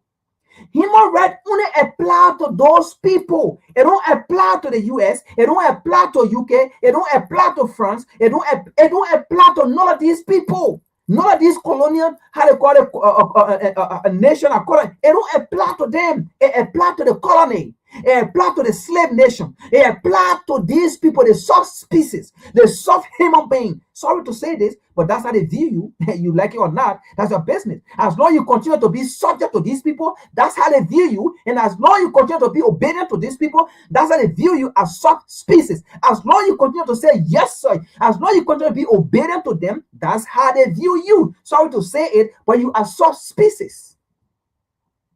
So it is you that the human rights apply to. That's why you don't see the U.S. going to the ICC with all the heinous crime. Do you see Asia going to ICC with all these crimes against humanity? Do you see which of the European leaders you ever see them go to ICC? Which of the Western leaders you see them going to the ICC? They never commit crime. That's what they think. They never commit crime. That's what they think. So who are these people to come and tell LGBT or should be this? No, LGBT is the United States culture. LGBT is a Western culture. Nobody get problem with it. You don't see African leaders or Europe or AU go and sit down and talk about or how to call it people in the US need to marry 2-3 women. You don't see them talking about that. Because what they do in the US, that's European culture, that's Europe culture, that's American culture. That's not African people to discuss about it. So your right in the US does not mean that same right should be applied to Africa. And the right in Africa, that does not mean that same right should be applied in the US. For example, in Africa, people marry 3 wives, 4 wives. Do people marry 4 wives here? So that means African people should come to the United States government and say you are against human rights. Why people only marry 1 woman and one man? So that means African people should come and say, no, America is violating human rights. Europe is violating human rights because it is our right. If somebody want to marry to the wife, if somebody want to marry, to get into a relationship or a marriage that is already been married, if a woman want to get in a relationship, you call it against human rights? So why can African come and tell people and tell American government, European government, that the same way you say LGBT should be practiced in Africa and Africa don't like it, you should practice one man, 4 wives. You should practice one woman, or 3 women, or 1 man, or 1 man, 3 women, or 1 woman, 2 men, 1 woman, 3 men. Why can't you come? We need to advocate that. Will America accept that? It is all right. Because if I want to marry 3 women, that should be my right. Why should the government stop me? That's my right. If a woman want to marry 2 men, why should the government stop them? Why should society stop them? That's their right? Because it happened in Africa. But we don't have time for that. If America say 1 man, 1 woman, that's their way of life. So if Africa say another man cannot look into another man's anus, why should that be a problem? If Africa say if the U.S. can look, if a man in the U.S. can look in the anus of another man, we cannot do that in Africa. Why should that be a problem? If somebody do not want to look in somebody's anus in Africa, it shouldn't be a problem. If they want to look in another man's anus, they should come to the U.S. and practice because that's the culture there. Or they should go to Europe and practice because that's the culture there. They see where people can take vacation and go for tourism in Africa to go learn about different festivals and those things. Yes, people can do that too. They come to the U.S. and come and see the other festival. It's a festival in the U.S. there for another man to come and look at another man's anus. That's a festival, right? They can come and do it. But you cannot enforce your way on other people's way only because you want to leave the U.S. Anytime you go to Africa, you have your freedom. Anytime you leave Europe, you go to Africa, you have your freedom. That BS is not going to happen no more.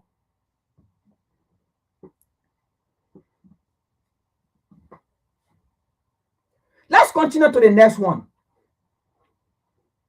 This demon, human right. You call that human right? So if it is human right, why can't you allow men in the U.S. or in Europe to marry 4 wives or 5 wives? Why can't you allow women in the U.S. or in Europe to marry 2, 3 men, 2, 3 husbands? Because it is human right, it is their right. Why can't you allow it? Idiot, Jimmy Papa. Next video, next speaker. Everything you guys planning about Africa will now work. Because we are not going to agree to it. Now we know you guys are the enemies to Africa. Now we know our enemies.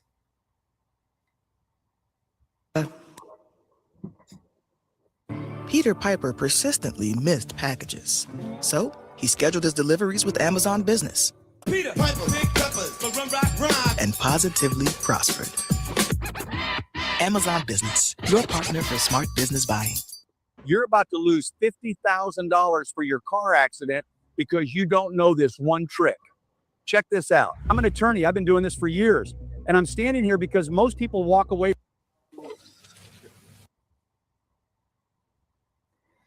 Now, after this speaker, I'm going to take this video out. This speaker was the only speaker that questioned all the speakers that came out there. This guy was the only speaker that questioned everything they said. This guy was the only man that said, you guys talking about Burkina Faso. You guys talking about terrorists and all of those things. But we are the one that funded terrorists. So why can you have problem with the people that funded terrorists, but you have problem with the people that are fighting the terrorists? This guy was the only one that questioned that so-called European Parliament that you are doing these things because you have lost your interest in Africa. You have lost your interest in Mali, Niger, and Burkina Faso.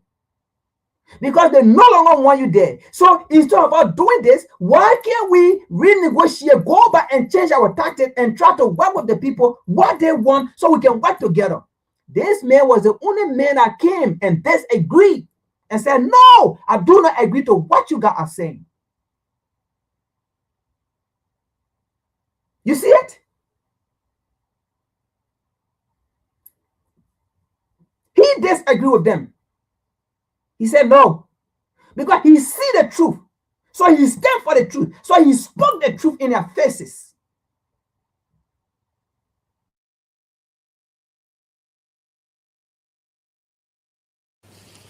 Merci Madame la Présidente.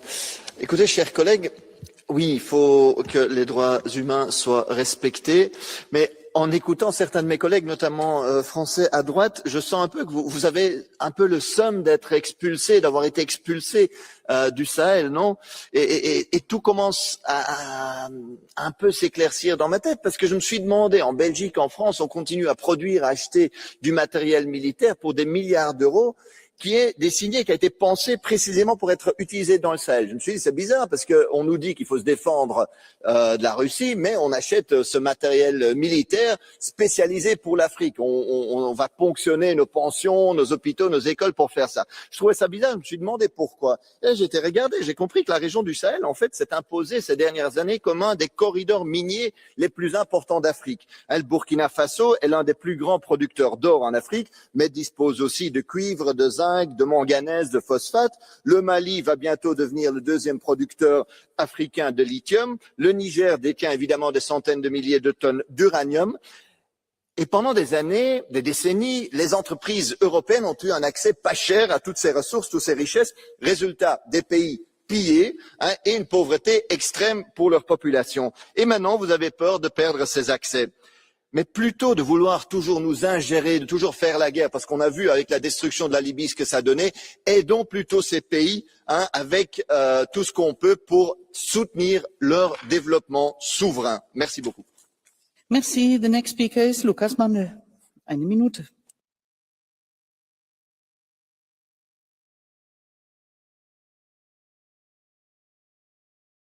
All right, so I'll take it out, right? So now you see the whole thing. Look, this is WCC.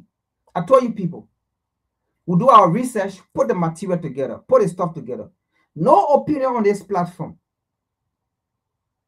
So if we are shouting for a reason.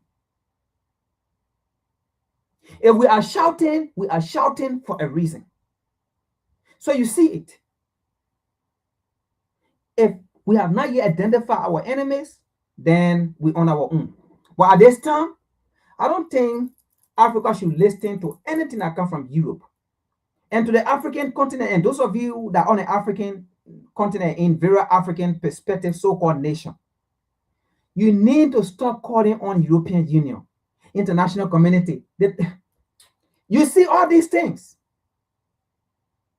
There's no international community to come for you. This is Europe sitting down, planning your demise, how to come and drop bomb on you so that they can kill you, unalive you, so that they can possess your land because of your resources. Are they the people to come and speak for you? International community, writing letters, marching to various embassies. Those embassies are not there in your interest. Those embassies are there representing their government, representing their policy. Those embassies are there to spy on your government. Plain blind, they are spies. All those embassies, they are all spies. That's why when you go to the African continent, right? These foreign embassies are seated to strategic places. Pay attention to it. These embassies, these foreign, Lord, look, Africa, and then come to the Western world, to Europe, and see where these African embassies are. They are not to any strategic location. They are not even to, look, oh God. Go and see where these African embassies are. In the US, in Europe, go and see where they are. They are just sitting in the middle of the town. among the people. But go to the African continent and go and see where these foreign embassies are. Go there. Just do that as a homework. Go and see where these foreign embassies are seated in various African nations. It's so sad. It's sad, man. It's very sad. But truth. At this time, if you stay safe to depend on Europe to get information from them to come and tell you about human rights or this, these are people that sat down in a parliament plotting your demise. This is not about human rights. They are planning how they're supposed to mobilize their army to come and drop biscuits. Bomb on you. That's what that meeting was for. You heard the European guy, the French guy. Europe interest is at stake. We need to now mobilize the entire Europe and mobilize our army and go and fight for our interests. They did that with Khadafi. What you saw with Khadafi, that's Europe that mobilized their army. NATO, that's them. Along with Washington, D.C., because Washington, D.C. is part of that NATO. They went there. That's the same thing they want to do. And then afterward, they come back to you and tell you, say, so everything they're saying down there is not about our interest. Because after they succeed, even though it's not going to happen, but let's just put it in Khadafi case. After a few years, what did they do? They come back to or they tell us, say, oh, what they said about Khadafi was lie. It was false. By the end of the day, Khadafi is dead. Do you see European Union with all the information, with all the documents that have come out? Do you see European Union talking about what they did in Libya? NATO should pay, America should pay. Do you see them? These people are the devil. But now, Africa, we should know they are the devil. They are not our friends. They are our enemies. They will never be. We can never exist together. Again, let me repeat. It's not because we are the problem that don't want it to happen. But it's them. Their heart is evil. Their heart is full of hate. It's them. Because we have done nothing to Europe. We have done nothing to the West. It's them who have done something to us. But guess what? We still bring them in our midst. We still bring them to the African continent. Guess what? We still call them partners. What these people did to us, had it been the other way around, let's be frank here. Yeah, let's be frank. We're never going to be partners. These people are never going to call partner. It was never going to happen. It is the truth. Sometimes it's hard to say, but we have to say the truth. And the truth shall set you free. Those of you who are Christian, who go to church, who read the Bible. That's it. When we say these things, some of you who read the church, who go to church and sit in the pew and pay your offering, your tithe and thing, you read it in the Bible, speak the truth, and the truth will set you free. Stand for the truth, and the truth will set you free. But when somebody speaks to you the truth, then you say that person is bringing hate. You see? Let's continue. These are the demons that want us to listen to them, that they are speaking for human rights. They are speaking for Africa. Stupid people.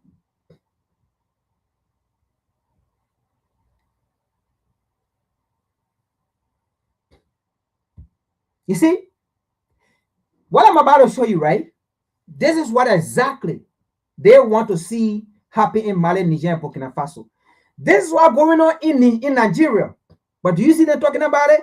This is what exactly going on in Nigeria. The Nigeria where they say they have the United States troop. They have the United States troop fighting terrorists, right? Look at Nigeria. Watch this.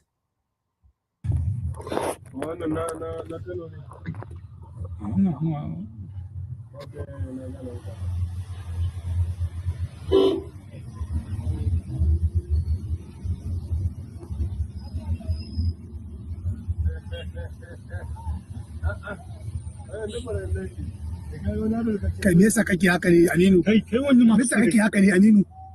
Me yasa kake haka ne? Sun tubo an bi ne. Now, did anyone understand what is going on in that video? Did anyone understand what is going on in that video? Did anyone get what is going on in that video? Now, let me tell you what is going on in our video. Let me just go back to the video so I can be pointing out stuff. Now, this is the Federal Republic of Nigeria, the so-called Africa superpower. Now, it's lie. They are no longer Africa superpower. Okay? They are Africa's deadliest power. They're not Africa superpower. No. We should take that from them. They are no longer Africa superpower. Now, let me tell you what is going on in this video. You see these guys right here? These are Nigeria police. These guys standing here, these are officers. Okay? Now, you see this guy on the motorbike, these are terrorists. These are the terrorists, the bandit, the Boko Haram. These people. Now, imagine, this is Nigeria. These terrorists have motorbike. They have modern weapons. Look at them. They're parading in the nation of the Federal Republic of Nigeria. And you have a police officer. These are police officers for the Federal Republic of Nigeria. These guys are looking at the terrorists and waving at the terrorists. Imagine, these guys are waving at the terrorists, praising the terrorists. Imagine that. These terrorists go to villages and kidnap women, children, and rape them, kill them. These are police officers working for the Federal Republic of the Nigeria. They are the ones standing on the street, on the sidewalk, waving to the terrorists, greeting the terrorists. Oh my God.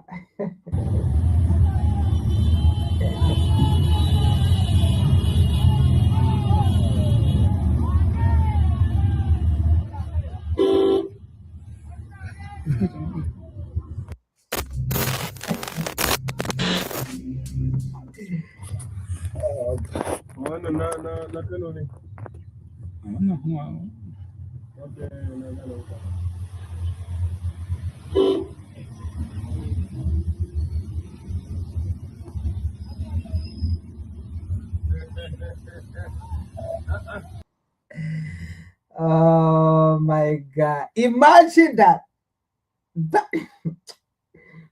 So this is what exactly the European Union want to see happen in Mali, Niger, and Burkina Faso. This is Nigeria, and you have one of the most powerful military in the world, one of the most sophisticated military in the world. The United States Armed Force is in Nigeria.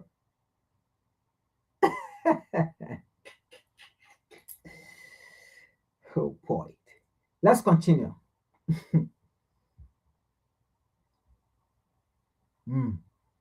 Let's continue.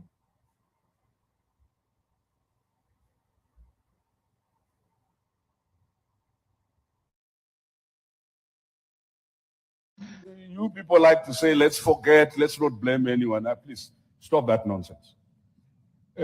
When the Holocaust happened against the Jews, it was 1940s, 45.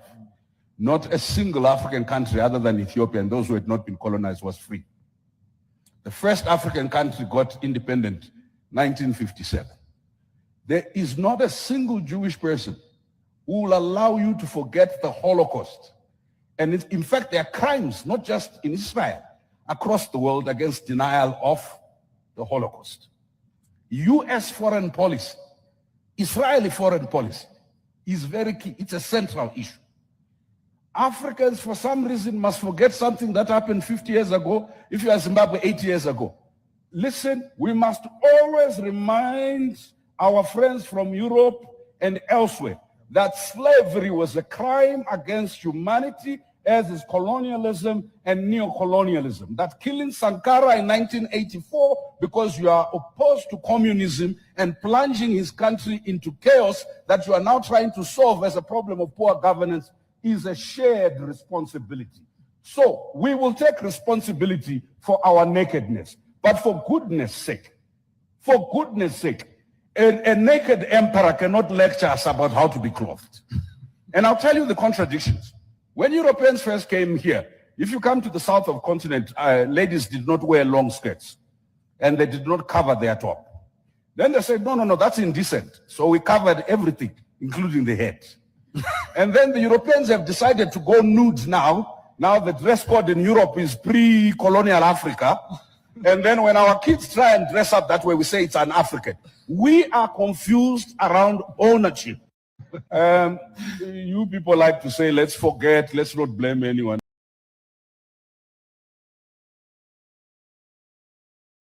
Exactly. And this is why we should not, and will never. We should not and cannot and will never forget what the white man did to the black men. We cut in a spade a spade. We cannot, we will not, and should not, and will never forget what Europe did to the African continent. What North America did to the African continent. We will never forget it. In fact, the more you become stubborn, the more we go and dig the story, and the more we become stubborn too. We will never forget it. Never will we forget. And we will not even again buy your story. We will not buy your narrative. Because now we know you are the devil. Now we know you are the demon.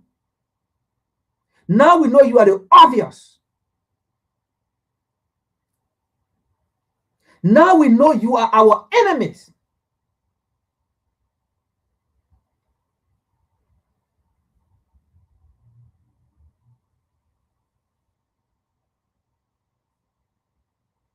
Listen to this. This is another reason they don't want Mali, Niger, and Burkina Faso to exist or to rise. This is another reason they don't want Africa to exist or Africa to rise. Listen to this. To this former U.S. Marine. Listen to what he said. He don't measure his war. Listen to this.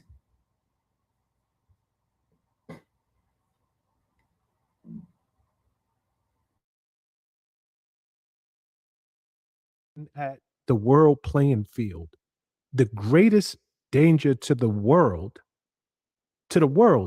is Iran. And Iran getting access to nuclear warheads. Him going in and saying, look, I'm going to do what I need to do to make sure the U.S. is safe, but the world is safe, because we just can't trust this particular people with that type of weapon of mass destruction. I get. Does he get any? Go ahead. No, I get where you're going. I mean, I definitely get it, but I mean, you look at North Korea, look at China. There's a lot of other countries with nuclear weapons. Only one country has used them. Everybody, we were quick to use it. I mean, we dropped 2 of them, atomic bombs. We didn't have no issue with killing hundreds of thousands, millions in the long run of innocent people. We're the only ones that have ever used them. So I go back to the whole thing of like, who are we? It's like throwing stones in a glass house at this point. Like, how are we to say you can't have them? We're more morally right to kill innocent people than you are. We can do that. We can kill them by the hundreds of thousands, by the millions. But nah, I don't like it when you do it. It's the fact we don't go after these other countries that don't like us and do chant the same thing Iran has been chanting, death to America. We don't fuck with North Korea. We don't want to go fight a war with them. We don't want to go fight a war with China. All these other nuclear superpowers, we are Pakistan. We don't want to mess with these people.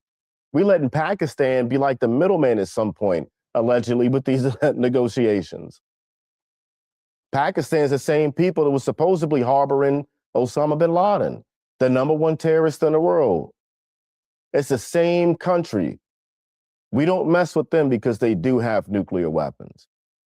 We don't want anybody else to, because that limits the access we have to mess with people in the Middle East. We don't want to mess with nobody with nuclear weapons. We want to be the ones to have them. And if you already have had them, We don't do nothing. It's just a bunch of tough talk. But on a moral stage, morally, who are we to say? America should have no, and I love my country, but we should have no, I believe, like, we don't have no right of saying, oh, this is a terrorist organization, terrorist country, and they just want to kill innocent women and children. Like, we didn't do that in 1945. We dropped 2 bombs in cities, knowing what it was going to do. So, I mean, that's not that long ago. There's people who are still alive from that era. So who are we to have this more high ground and standpoint to say, we don't want you to have this weapon because it's going to kill, and that's all you want to do is kill military, not military, but innocent civilians. We bombed innocent civilians. Like, we're the only ones that have ever used that. So why should we be on this more high ground to say you can't have it, you can't have it, you can't have it, and the ones that do have it, why ain't we at war with them? I mean, North Korea is allegedly this like bad country that, I mean, not too long ago in my lifetime, relatively, like in the past decade, it was a threat with North Korea, can't have nuclear weapons. We hate Russia, we hate China. If we are looking at the world playing field, the greatest danger to the world. So you heard it. That's Nick, right? He's a former U.S. sniper that fought in Iraq. And he even stated he regretted why he went in Iraq. There was no reason he should have been in Iraq. There was no reason they went to Iraq. He didn't know. But later, while there, he got to know. So you heard what he said. These people cannot fight a nation that fight back. These people cannot fight a nation that is strong, a military strong, that have the capability. They can. So they are looking at the Shahid nation. They are saying that these 3 nations, if we allow them to succeed, other African nations will join them. And that's how they will become powerful. And our interest in Africa will be at stake. What interest do they have in Africa? To loot our resources. So that's why they don't want it to happen. They are playing all these propaganda, fake thing that they did to Khadafi, killed Khadafi. They want to do the same thing with the Shahidi nation. You heard what Nick Kenny said. These nations can never, ever fight a nation that can fight back. A nation that have the military capability. They can. And then I'm looking at the African continent. The African continent have all these resources, and they have all the, in fact, they are the youngest populated continent in the world. If we allowed Africa as a continent to unite and to rise, they're going to have the greatest force on planet Earth. And that's going to be done for us. That is why they are fighting to bring down Mali, Niger, and Burkina Faso. You remember, 1884 Berlin Conference, these people forefathers said, left a message for them that Africa and her descendant, and that descendant, it does not just mean people on the African continent, even those that were brought into slavery, they are part of that descendant. Because they are Africans, because they are part of the African continent, they were taken from their homeland. So when they are saying Africa and her descendant, they are not just talking about those that are on the African continent or the remnant that was left there on the African continent. No. These people that was brought here, even though they do not know their homeland again, but they are part of that descendant.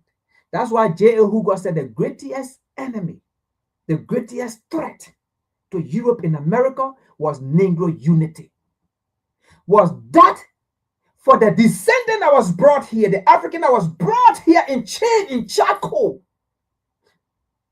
their descendant to unite with the remnant on the African continent was the greatest threat to Europe and America.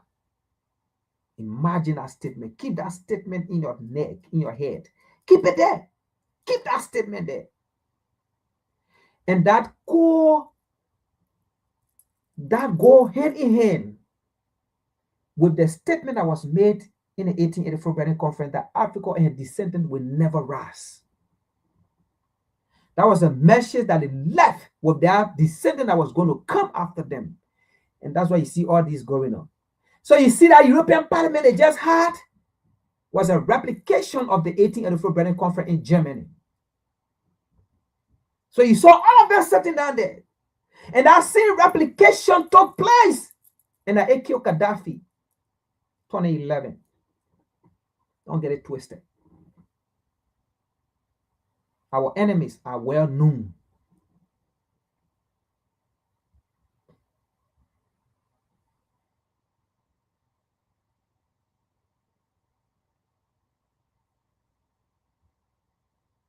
Just turned up the heat on Ibrahim Traore. The European Parliament passed a resolution on Burkina Faso by an overwhelming margin, 476 in favor, just 11 against. The move has sparked outrage in Ouagadougou. Burkina Faso, this West African country, illustrates today the dramatic failure of the military junta in power since the coup d'etat of 2022. In 4 years, the country has gradually isolated itself from the international community, been suspended from several regional and international organizations, while fundamental freedoms are methodically reduced. At the same time, the security situation has worsened. More than half of the territory is beyond the control of the state, and several million Burkinabés have been displaced and need humanitarian aid. Is this pressure for democracy or politics dressed as diplomacy? What do you think? Europe has just... So you see it. You see how they play their game. That's Creto Gomo. That's a French guy there from the French parliament that were in the European Parliament. He's a French government. So you see the narrative. 80% of Burkina Faso is in the hand of the terrorists. You see? What a data. He's saying 80% of Burkina Faso is in the hand of the terrorists. If 80% of the nation is in the hand of the terrorists, then that means there's no more leader. In fact, then, you see these people, how can 80% of the land be in the hands of the terrorists and the terrorists not in government and the terrorists not in control? Folks, listen to this. How can 80% of Burkina Faso be in the hands of the terrorists and the nation is not in control of the terrorists? But the men who have 20% is in control of the nation. Does that make sense? You see these people, how they lies? You see these people, they are the devil, they are the demons, they are our enemies. 80% of Burkina Faso is in the hands of the terrorists, but the terrorist is not in charge of the nation, but the person that's in charge of the nation is the person that has 20%. Does that make sense? You see these people? And it was the same man that said, over millions of Burkinabés are displaced, but there's no evidence, no video, no data. But he said millions of Burkinabés are displaced. Where? In different countries? Because you can't be displaced in your own country, in your own land. You can only be displaced if you leave, then you go to the neighboring country for refuge. But are Burkinabés in Ghana seeking refuge? Are being displaced in Ghana, Togo, Nigeria, Benin? Are they Burkinabés being displaced? Nigerian? Are they being displaced in those places? You see, these people, they are the devil. But now we should know these people are our enemies. They are not our friends. They don't see us as friends.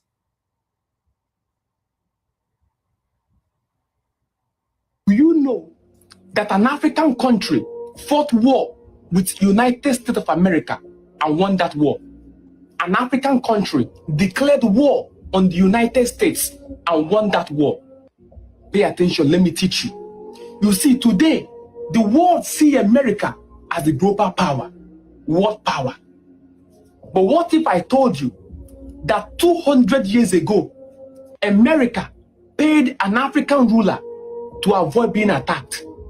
And when they refused to pay, war began, and that African country won that war. It is called the Barbar War, 1801 to to 1805. Pay attention, let me teach you. This is kind of history you can't get anywhere except from the modern day tank crier, the voice of Akebulan. Because right here, wisdom now water. Pay attention. You see, in the early 1800s, the Berber state, which is Tripoli, that is the modern Libya, Algiers, Tunis, and Morocco, they controlled the Mediterranean Sea trade route. They controlled that trade route, the Mediterranean Sea trade route. The Berber state controlled it. European trade ship and American ship needed to pass through those waters to trade. That was a route that European and American trade ships were passing through. They needed those waters to trade. But there was a system. The system was that any foreign country passing through that water must pay tribute, which was called protection money, to the Berber state. You must pay money to the Berber state. Remember, I said the Berber state is Tripoli, which is the modern Libya, Tunis, Algiers, and Morocco. You must pay to them before you pass through that Mediterranean trade route. At some point, the ruler of Tripoli, who was Pasha Yusuf Kalamali, demanded payment from the United States. He said America should pay him before passing there. America paid. But later on, the President of America, Thomas Jefferson, refused to pay. And then Tripoli declared war on America. 1801. American warships tried fighting the Tripoli forces in the Mediterranean. They tried fighting them, but they were far from home. And they were unfamiliar of the terrain against a more experienced North African naval fighters. In fact, at some point in that war, American warship USS Philadelphia was captured by Tripoli forces, and its crew members were taken as prisoners. Eventually, in that war, America decided to negotiate peace. After years of costly fighting and failed attempts, America negotiated peace in 1805. They still paid money to Tripoli, and they still ransomed their prisoners. America did not have a swift, clean military victory in that war. They paid. What am I saying? I am not saying that America is weak. I am saying that power in history changes. An African state once controlled global trade route. The Berber state in the North Africa controlled Europe and Americans' entrance to trade. There was Kemite, there was Kush, there was Ottoman Empire. Power in history changes hands. No human power lasts forever in the throne of time. Tankraya, why is this history not taught in school? This kind of history I just taught you now cannot be taught in school, because history was written by the victors, and the victor cannot write the kind of history that's shown that he was defeated or conquered at some point in history. As long as the lions do not have historians, it is the exploits of the hunters that will be celebrated rather than the bravery of the lions. But unfortunately for the writers, the lions now have a historian, the modern day Tankraya, the voice of Akebulan. Right here, wisdom na water. Akebulan, wisdom is the principal thing Aha!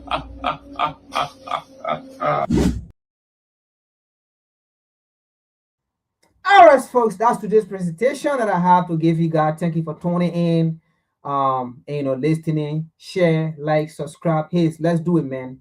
Like, share, subscribe, put your comment, after the live recording, go back to after, and then put your comment, what you like, what you didn't like, what we can improve on. All right. And then let me play this last video as an entertainment before we leave.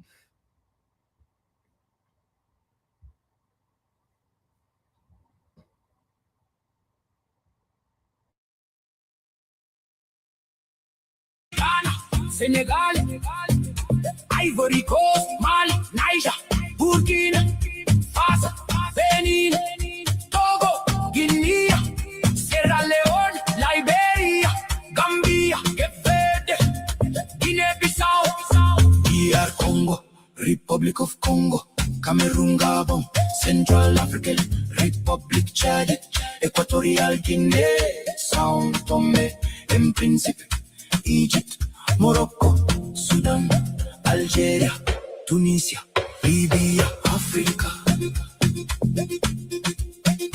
Nigeria, Ghana, Senegal, Ivory Coast, Mali, Niger, Burkina Faso, Benin, Togo, Guinea, Sierra Leone, Liberia, Gambia, Cape Verde, Guinea-Bissau, DR Congo, Republic of Congo, Cameroon, Gabon, Central African Republic, Chad, Equatorial Guinea, Sao Tome and Principe, Egypt, Morocco, Sudan, Algeria, Tunisia, Libya, Africa,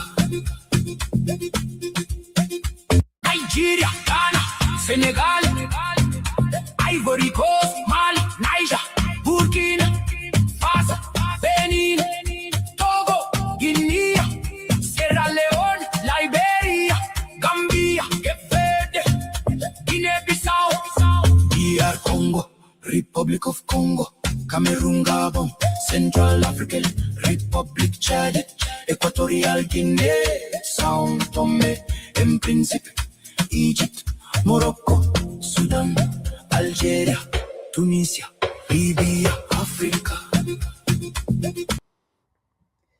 All right, folks, once again, thank you for tuning, thank you for listening. We are family. This is the presentation that I have to give you today. This is today's presentation.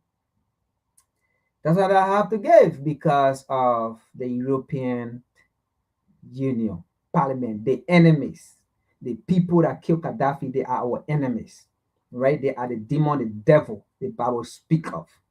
Yeah, so they have no moral right to tell us about human rights. They have no moral right to tell us about which president or government in Africa that is right or good for us.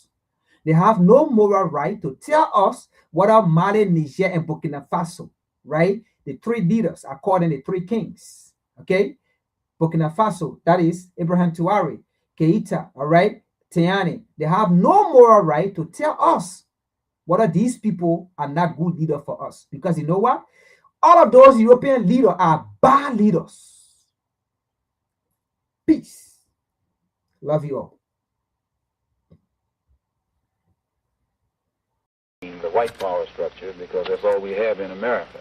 And the white power structure today is just as much interested in perpetuating slavery as the white power structure was 100 years ago. Only now they use modern methods of doing so. And realizing that the black people in this country are waking up and becoming filled with a desire to be looked upon as men and as human beings. The white power structure to slow down that struggle for freedom and human dignity uses tricks. 100 years ago they could do it with chains. Today they use tricks. And one of the tricks that they've invented is this token integration. To get Negro, so-called Negro leaders to accept a few token crumbs of integration that don't solve any problem for the masses of black people in this country whatsoever, but it does make the hand-picked Negroes be satisfied to slow down the cry of the masses. And a good example of that is as soon as the spirit of rebellion or revolution began to spread among the masses of black people in this country, and they began to take an active part, and they showed that they weren't confined to this nonviolent approach, then the government or the power structure began to sit up and take notice and